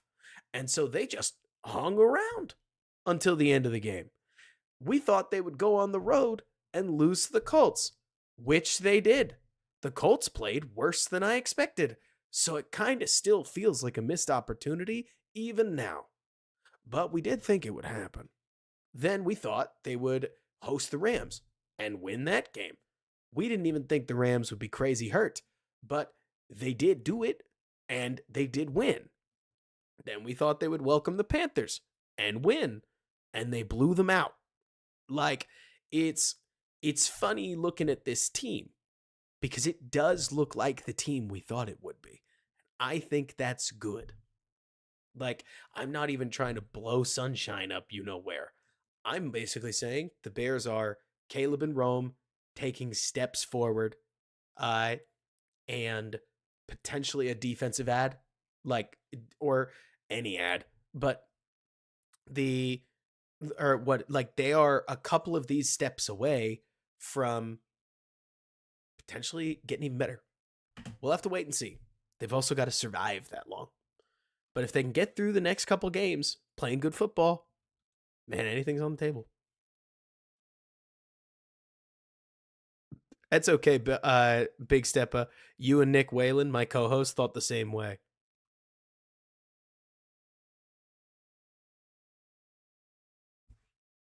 Exactly, Ben. Ben, one thing that Ben, I think you've heard me say this on the channel before. I just never remember where I say it. I think it's the smartest thing I say. If I can say this about myself, I think the following statement is the smartest thing I say.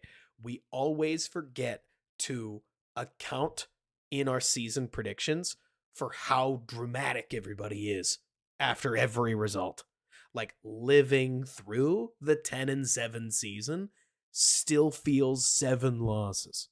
We're living through the 7-10 season still feels like 10 losses.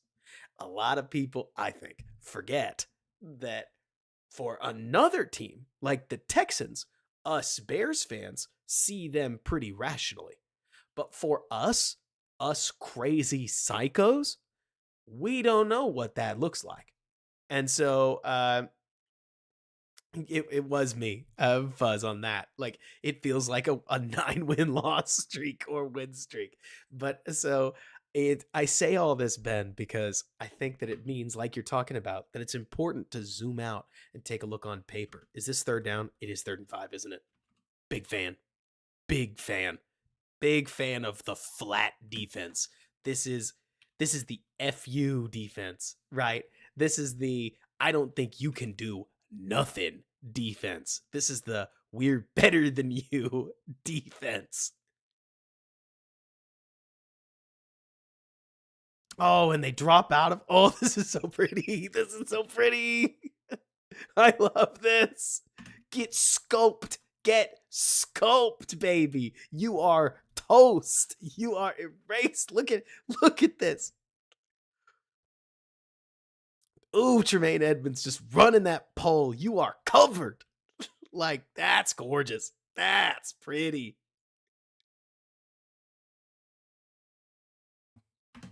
Oh, and is that Tyreek that looks like the good corner in this case? Yes. Check down, nothing there. That's beautiful. That's really gorgeous. Yeah, okay, Floose. You want to keep making, or you want to keep cooking like this? You can stay in the kitchen, dude. Yeah, Jimmy. Andy takes the ball and goes, this is over.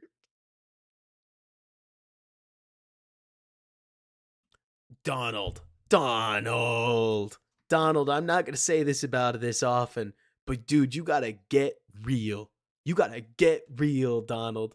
Everybody, I want you to tell me what you think I'm saying, because I'm going to tell you right now. I'll spoil it for you. Forget it.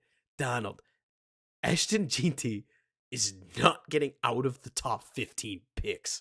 At this rate, y'all, Ashton Jeanty is going to win the Heisman. To say he's not is out of your mind if he keeps this up. Ashton Jeanty is playing Road to the Show, like on easy mode. I mean, he's going insane. He's he's an entire passing offense. I mean, anyways, like, I'm not even that running back coded. I agree with you, Donald. Like, but he's just so different. At least some people will see it that way.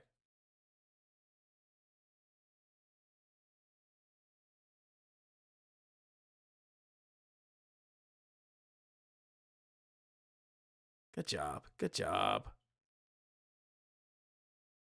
I mean, right now, Jibby, what he's doing is like, okay, so it is so much fun watching Caitlin Clark play basketball. And in that same way, so I don't normally watch an Indiana team, but I caught as many Fever games as I could because watching Caitlin Clark is unbelievably fun. Ashton Jeanty is making me seek out Boise State games. Like, I'm really there where I am checking in on Boise State football as it happens. Because I'm like, I got to see this kid tote the pill. I mean, Bears fan 2690. You said he seems small, 5'9" and 215. Bears fan, he has, I can't remember the number exactly. He's on pace for 30 touchdowns. And he's got 1,000 yards. Like, Bears fan, I want you to really think about that. He has 1,000 yards, and it has been 5 games, I think, of college football. And Donald, you mentioned, but he's running against Boise State competition. Played Oregon, ran just as well. Like, he played Oregon. It is unreal what he's doing. Oh yeah, Kyler. Oh man, Bears fan, it's silly. I'm telling you, you're gonna see easy mode. Oh, this is such a shame. They took it from Dexter, didn't they? Did they call this a half sack? Because I would bet you that they called this a full sack for Gordon. Maybe they called it a half sack. Boy. Oh, that is a dummy.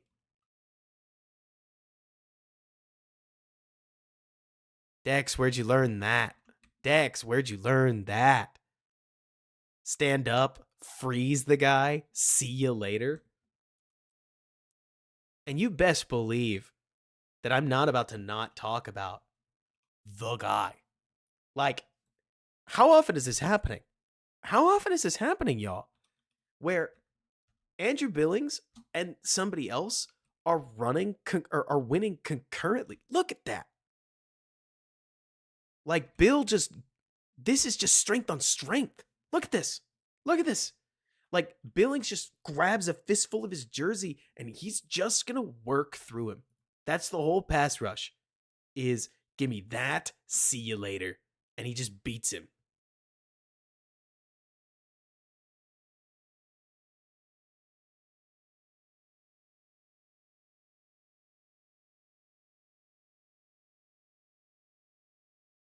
I think my favorite part, Jibby, about watching Dexter, so his Dexter's run defense has gotten a lot better. He's still not like some A-plus superstar edge rusher or interior run defender, but he's playable. Oh my gosh. Oh my gosh. This to me, so I understand that this got Jaquan Brisker hurt. To me, this is your perfect example of the Bears' current defense, right? Because this is one of the most vicious hits I've seen this season, I think. Like, look at the collision. Look at the collision. The Bears have hit the piss out of some teams. And this is one of those where you're like, oh my gosh. That is a near reckless regard for your own personal safety. And I mean, both of them are out. This is a boxer knockout. Like, good night for everybody. I mean, it's bad, Eric. Let's see. Gates 11. What do we think, or what do I think about the back half? Only a couple. We feel confident that we can win any of those. Gates, I'll tell you what. Today, I think that the Bears go 2, maybe 3 wins in the back half, maybe. But the hope is that over the next couple weeks, the Bears take steps forward to where they can win 4 of them. That, in my opinion, is what you're aiming for. To be blunt, Gates, I think that you're trying to win 4. If you win 5, great. But if you win 5 of those games, you're just a legit good team. I don't think the Bears are quite there, but I am expecting them. Grant, that's hilarious. Grant, you mentioned this. I think that's so funny. That the back comes out to help with Billings and is like, you know what? See you later. I'm not going to do that. Gates, you mentioned 8 or max 9 wins. Anything's possible in football. I think the goal is to play 10. Or is to try to win 10 games. A lot of that depends on what happens over the next couple of games. But we'll get there when we get there. The Niners game looks more winnable. The Seahawks look vulnerable. And I'm going to say it this one time, okay? I am going to pick the Packers in both games on Bear With Us.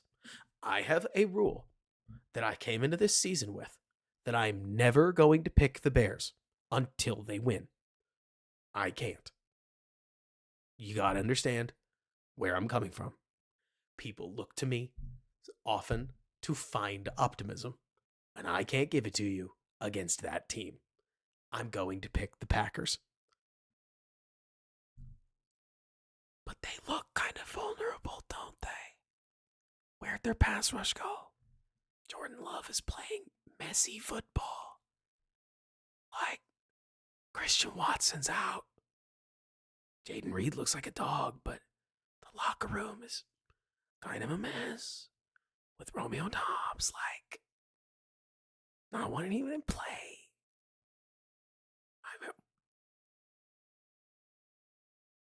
What's going on? I'm going to pick the Packers every time. Because they do, like Sir Lord said. And we got weeks. We got weeks, but I I'm looking at least right now, today, the Packers look kind of messy. And I think that the Lions, I'll tell you this honestly, I think the Vikings look really dangerous. I've been pretty down on the Lions all season, and I think the Lions look like they're scrapping. I think the Lions look like they're fighting. I think Dan Campbell is drawing everything he can about out of this Lions team, but if you guys tell me that the Lions look dominant to you, I think you're out of your mind. I think that the Lions look like a team that the Bears should split. Uh, I would love to say that the Bears should win both. I don't think either of the Bears teams I don't think any of the NFC North teams are the Bears good enough to sweep, right? At least today, Eric, the Bears should get blown out by the Vikings both times. It's a week to week league, lot can change, but today, Eric, the Vikings should smoke the Bears. The Vikings are a much better team, and they've got matchup advantages across the board that I don't think the Bears are equipped to deal with. Like, I love what we're seeing from Kevin O'Connell, and Brian Flores' defense is eating people. Today, it would be awful. You get to play them in 8 weeks. You get to play them in 2 months. Long dang time. But so let me see.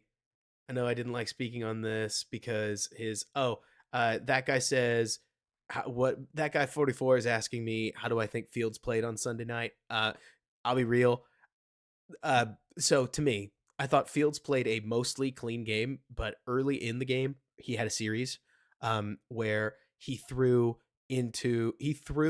what he thought was a hole shot, but actually it was a lollipop to a wide open safety, and the safety dropped it, which was unthinkable. If that was a Bears safety, I would have been utterly sick.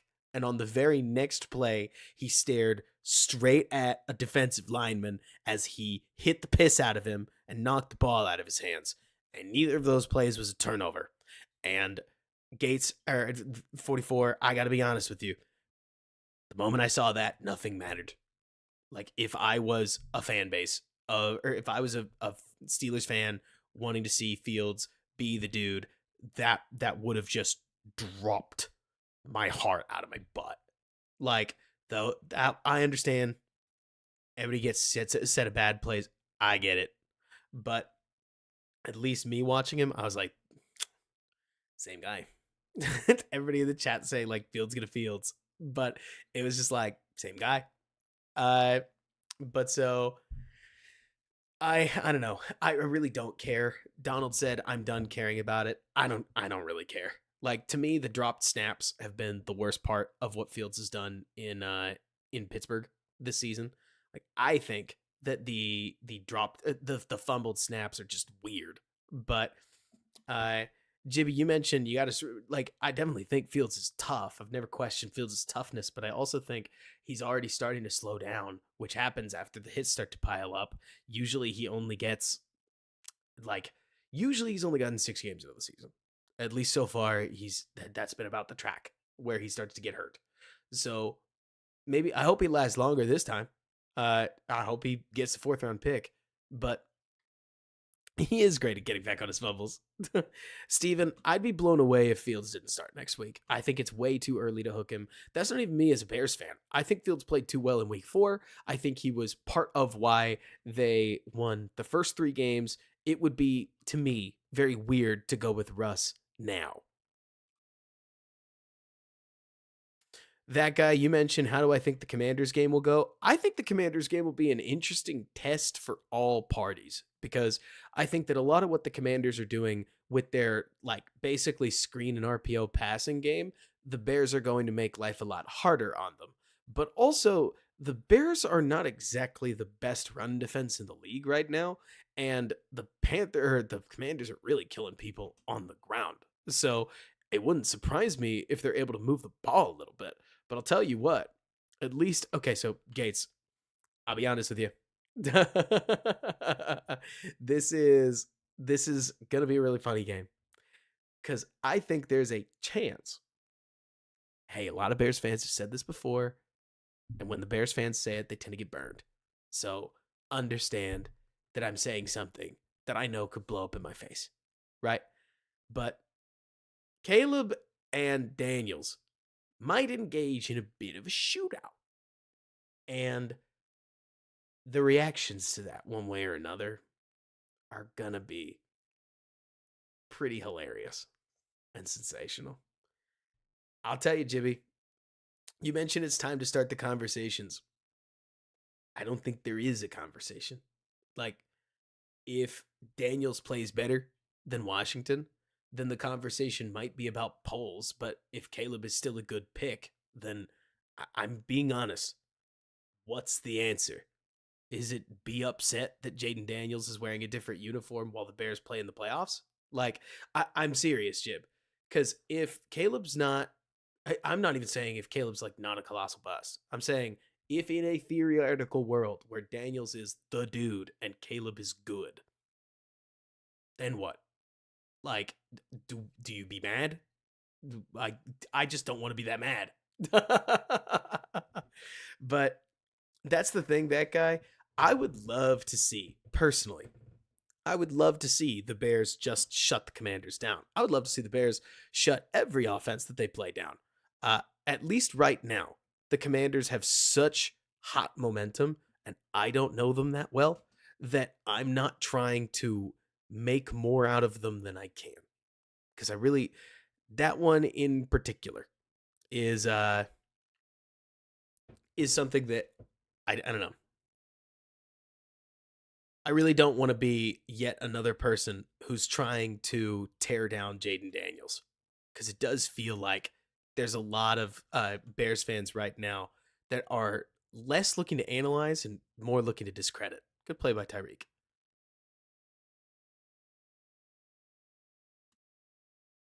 I don't want to discredit Jaden Daniels. He's won me over.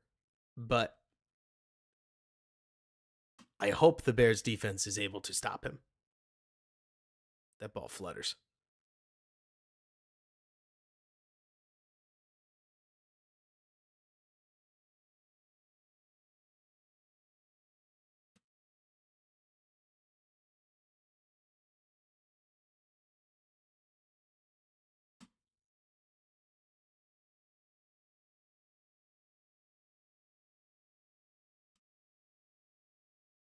There we go, Sweat.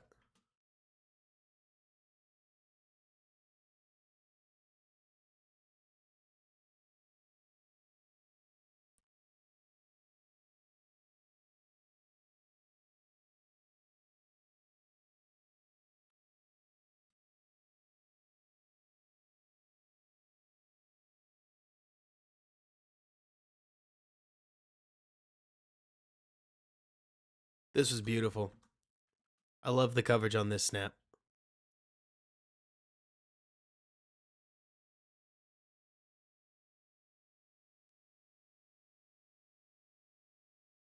What's a pass rush on this one? Oh, yeah. Walk does a great job. I like the little overload here.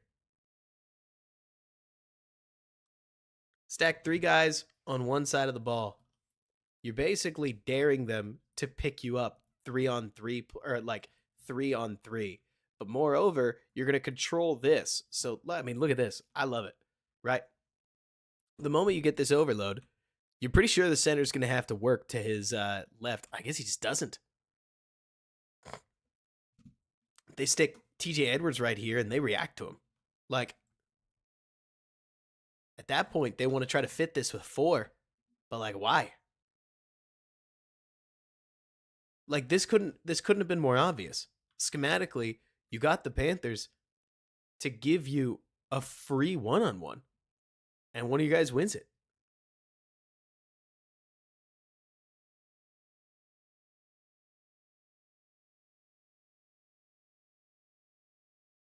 Let me see, Ben, you mentioned it doesn't look like, I mean, it's kind of press, but it's just man. I would expect more of a lockup at the line of scrimmage, like an attempt to jam. But yeah, there's man, and shocker, he looks way better. Like, man, I feel crazy, Ben, because I keep talking about this, that when they play Tyreek in off man, I think he looks just not very good. But then they put him in man, and I'm like, that's the guy you drafted. Like, you drafted this guy in the second round to make plays exactly like that. And maybe he gets better. Man, Dexter really hit the snot out of Andy Dalton, too.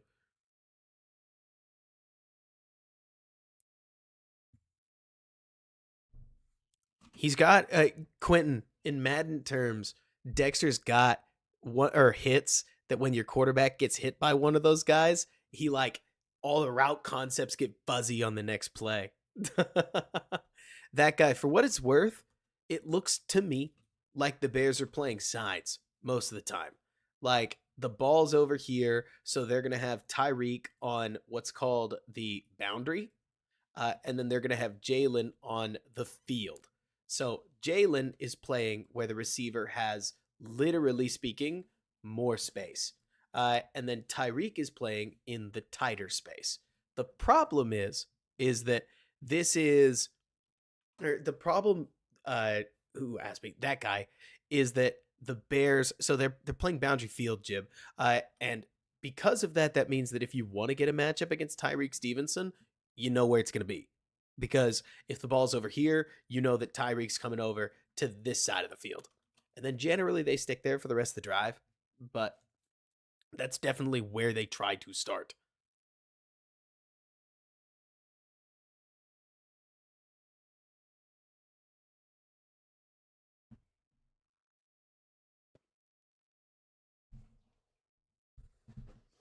Ritzy, that's how I feel too. I'm sure that there's some fan base out there, probably the Packers, that would tell me that I'm crazy for thinking that. But that's how I feel.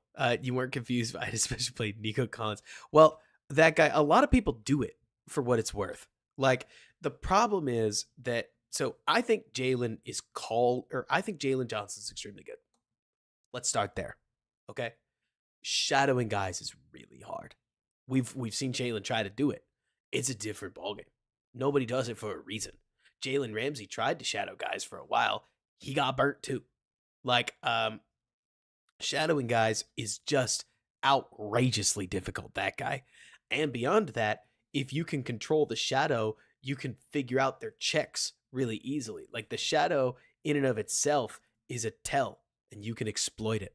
And so, exactly like Grant is saying, a shadow also allows you to get Kyler Gordon on the outside and Jalen Johnson on the inside, and then you got two matchup advantages because Kyler can't play outside, in my opinion, and Jalen can't play inside.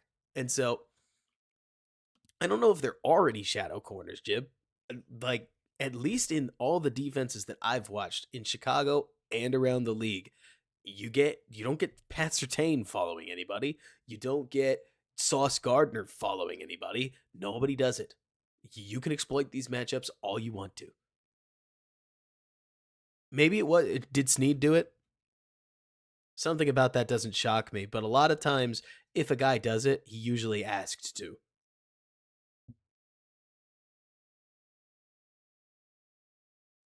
Is this third down? You can always tell. No, second down. Late game scenario or late half scenario too.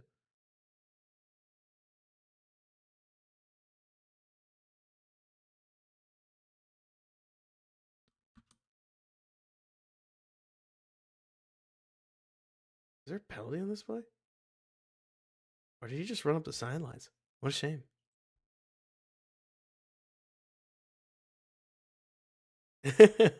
Eric.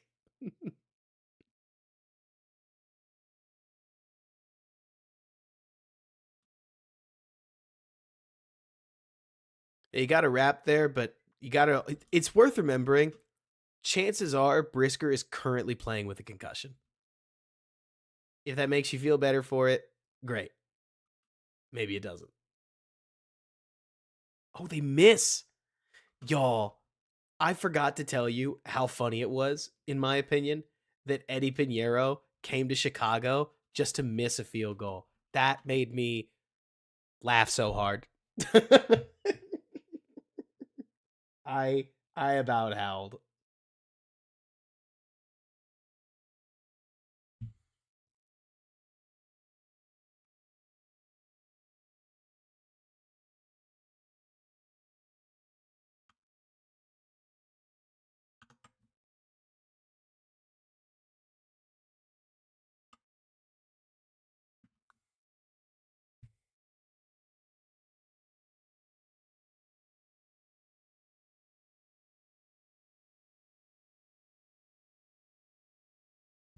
Let's watch a little more.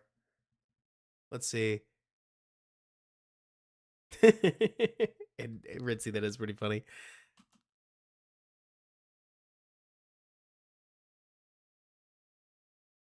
Oh, yeah, Chicago. We're on our way to the Billings sack. Especially because this is around the second half, and around the second half is where the Panthers just started to try to take chances, and it did not work out great for them. It's funny. You mentioned the Billings sack. This was the best play the Bears defense has made. Like, yo, play of the season so far, if you ask me. There have been a lot of good ones. There have. This was it. This was the jam. Oh, and look at Dexter working through. Okay, so Dexter hits a stunt, and look at Dexter up front, working past the center and getting that pressure into the hit. But then it's very rare, but this is the rare, perfect example of DBs are just as allowed to hold their ground as a receiver is. And Byard has found the ball. And so because he's found the ball, he's allowed to do whatever he has to do to maintain his ground. It's not pass interference. I don't know if any Panthers fans thought it was, but it's not, because the DB has a right to the space so long as he's playing the football. And Byard making that catch, there are receivers that don't catch that. Like that was snow cone. It's terrible, that guy, but you're getting run on. Not to mention, Dalton thinks he's going to snap that post up the field. Yeah, Derek, it is offensive pass interference by the letter, but they aren't ever going to call that.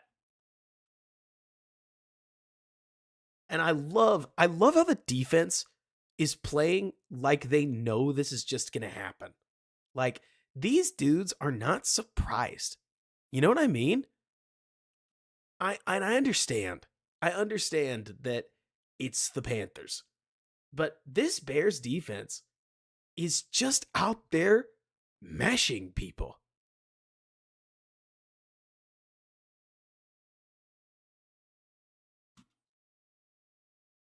I didn't think they'd be these guys. Gates, you got to add the rushing yards, and that makes it a little closer, but yes. I've already thought the same thing.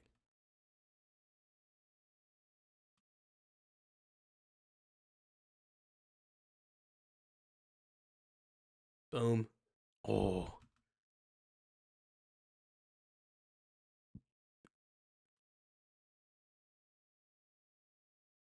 What was it, a play action fake? No. TJ just doesn't get much depth. Ugh. I don't think, Austin, that he's Hall of Fame level. I think that's people getting really excited about a player that they don't watch, right? But that's not me trying to hate. Okay. Okay, Bill. Okay, Bill. I love these types of hand fights. Like, that's a good guard. And Billings is going to get into that gap. And Cowart makes a nice play on it, too. Oh, yeah, good play, Cowart. Backup center, but good play.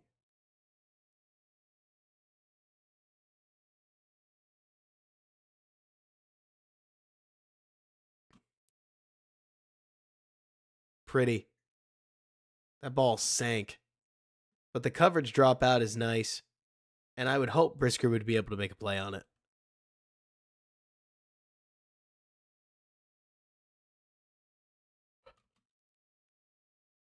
Oh, man. Bad snap. Ball on the ground. Yikes. Dalton had some plays where he rescued. I thought he was going to get safetied. Like, later into the game, I absolutely thought Dalton was going to get safetied.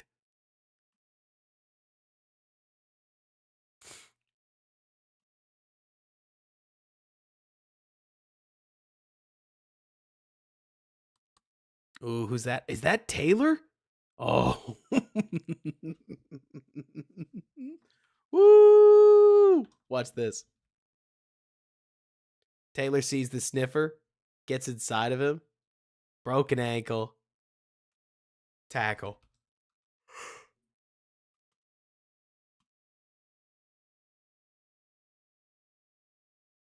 Usually fuzz, for what it's worth, you get a C in there. Like HBU I've always seen is how about you, and then HBCU is historically black college and university. But they're similar. Bears split out wide. Ooh, look at the pass offs on this.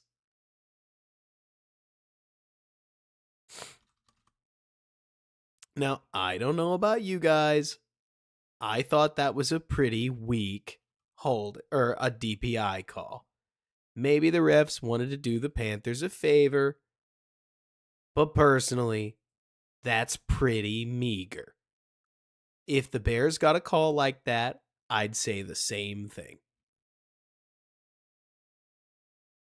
Even if it was holding tumultuous, I think the DB's allowed to make contact if you run into them. WFM, for what it's worth, I think when a game gets out of hand, generally the refs do. I don't think they try to even things, but it's an entertainment product. When it's 7-30, a break here and there, they just seem to happen.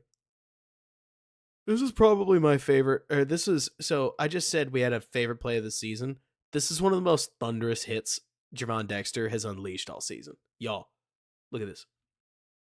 Look at this. Dexter gets off his block and hits Andy Dalton so unbelievably hard. Like, Quentin, you better be in here for this. Oh my gosh, the acceleration. Oh my word. I mean, he hits him so hard.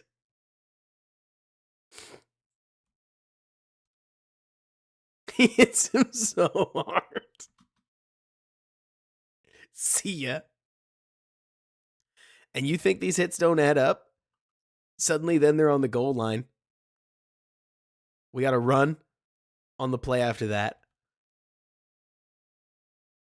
Hope you caught your breath, Andy.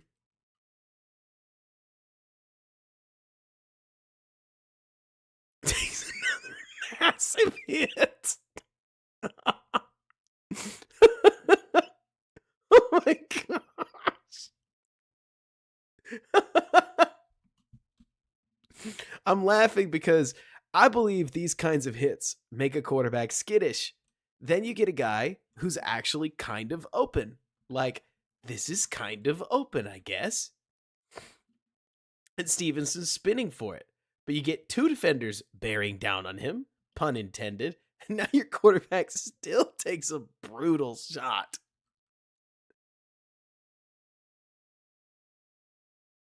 Full head of steam.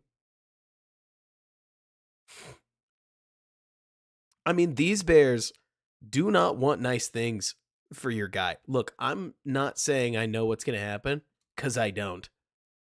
And then this play was so funny. So we've got two plays in a row where the Panthers player has just gotten the piss knocked out of him in Andy Dalton. And then you get about as close as you're going to get to a footsteps play. Like, they didn't want it no more. They were not interested. There was no more football. The football was over.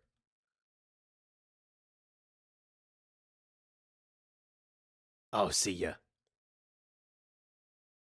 And that ball needed to come out quick.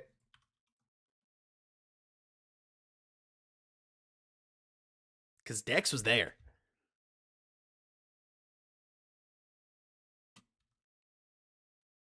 I want Dexter. I don't know if he is Andy or Ben. I don't know if he is this guy, but I think it's hilarious. The notion. I would love to see Javon Dexter turn into the kind of guy that lets the quarterback know. Like the kind of guy who taps the quarterback on the shoulder and is like, I'll be here all day. I'll be here all day. One thing that definitely seems like it plays into Dexter's favor is that he does seem to be really well conditioned. Like, Dexter seems like in the fourth quarter, he's got a ton of juice.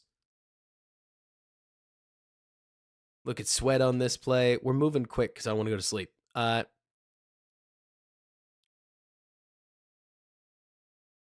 Sweat gets up in this one.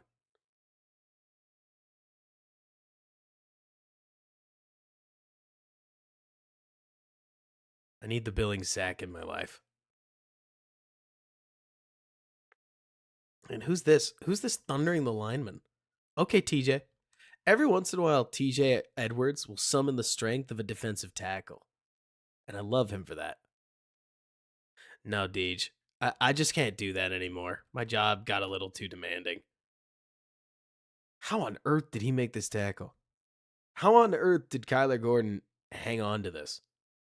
Say what you will about Spider-Man, but like, okay, yeah, all right. I don't actually think I've ever seen a defensive back hang on to this. Like, that's a broken tackle 100 times out of 100. NFL running back, that's a broken tackle. Now I see what happened now. It's not the long arms, everybody. It's not. They're going to credit Kyler Gordon for this tackle.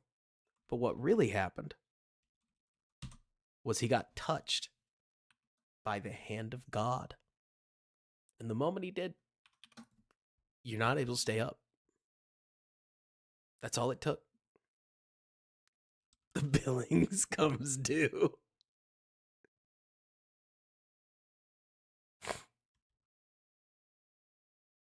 That's all it takes. And then it's a game over.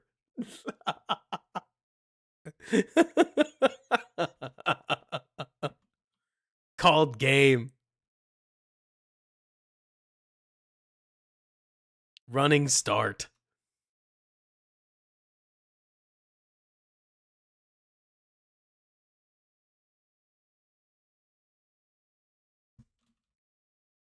Look at Billings go for the football twice. He's scrapping with Andy Dalton the whole way down.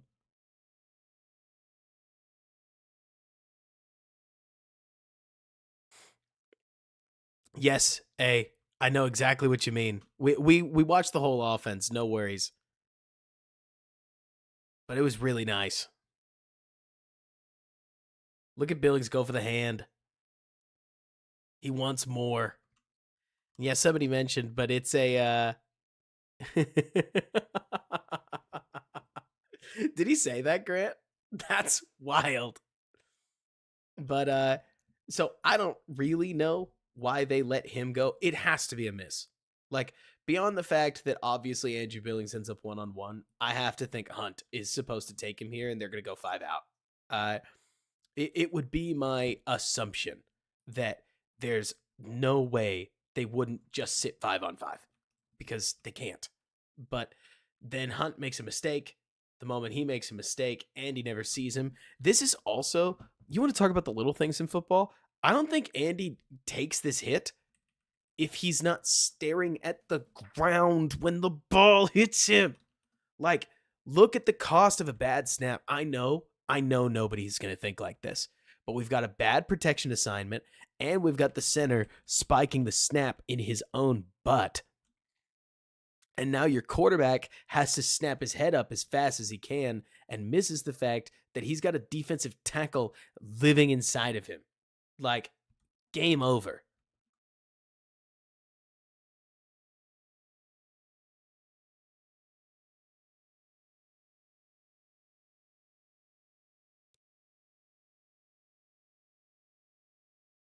I don't think is there one more takeaway? There is, isn't there? Is it the end of this drive? Yeah, I agree, Austin. It was not my best phrasing. Man, this play was so wild. Off Andy's hands. And again, does Andy do this if he hasn't taken a beating? I don't know. But he is. He doesn't want to be there anymore. And now we're dropping snaps.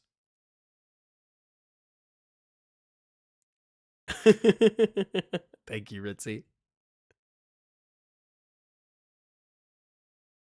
Oh, yeah. Super duper veteran footwork on the line. Oh, my goodness. Look at Taylor beat the edge. Oh, man. That's a little bit of sicko bend. Okay. Quentin, where was this guy? Where was this guy? I watched a couple of Seattle games. I watched one with you guys, and then I watched a couple more. I didn't see this guy. Like, this is a 10 million a year edge.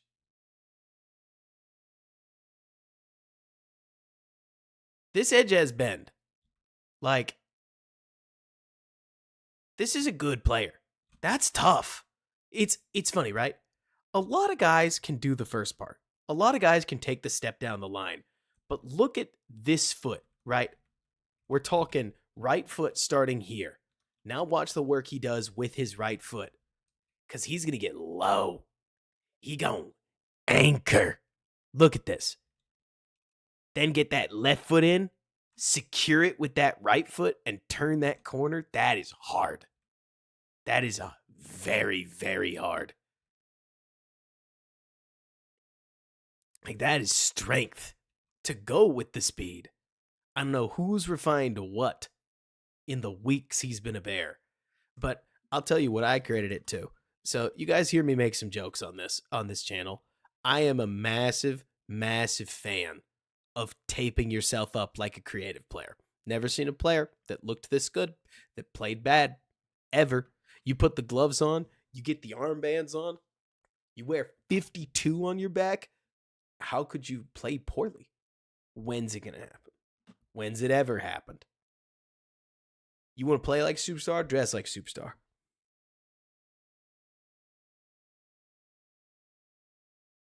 It's like the barbed wire tattoo, right?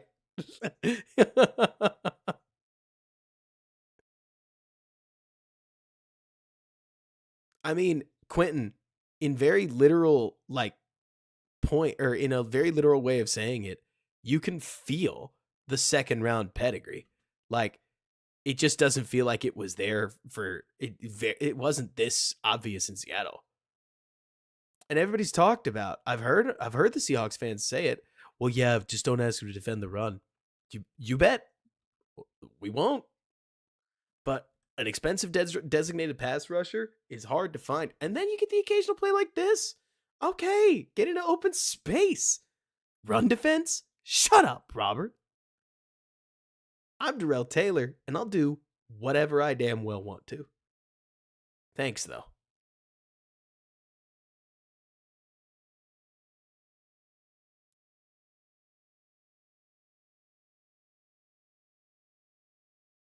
Oh, it's this turnover. You want to talk about, and again, like, I can't tell you if this is hits or if this is just the Panthers not wanting it anymore. But, like, Tremaine Edmonds is scaring people. There's something, I know this isn't a thing, but there's something about that frame right here that's like, where is he?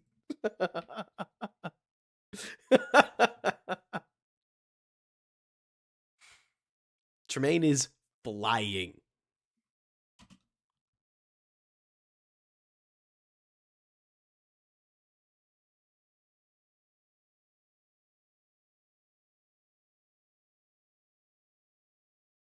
Oh, we could talk about Dex making the recovery. Because Dex's motor doesn't quit. He sees that ball. Look at this. Look at this. When does Dex start running? Like, when does he know?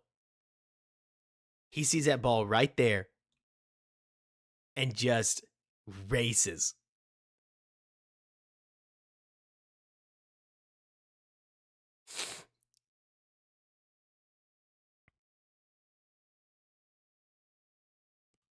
So, we're going to close up there.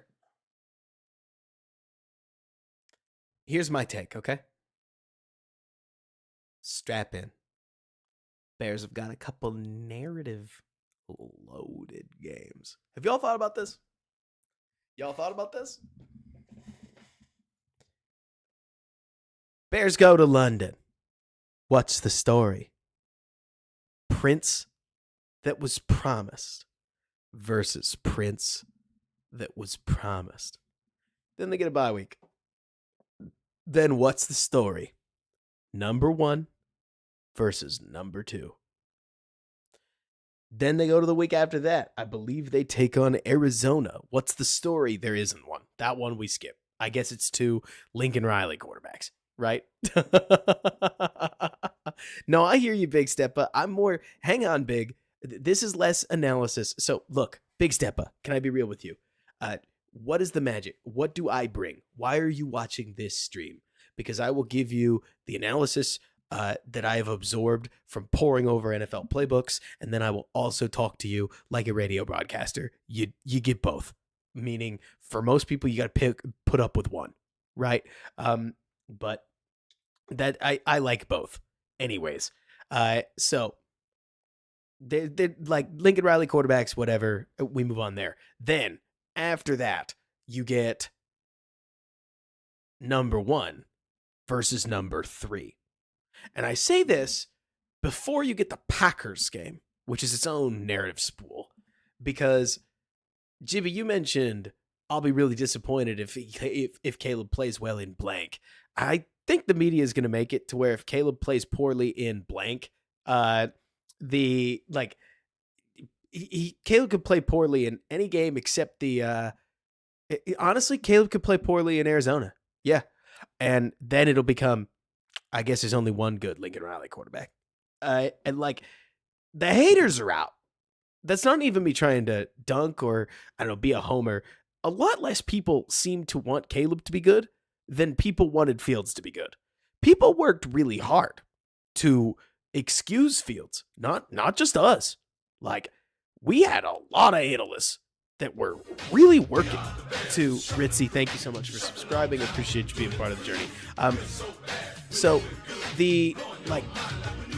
there were a lot of analysts working overtime to hit us with Fields is not the problem for a long time. And they're not doing that with Caleb. They're almost seeming like they're waiting for the shoe to drop, which I don't really get, but it is what it is, I guess. But so I do think this is going to be really interesting because Caleb has the opportunity over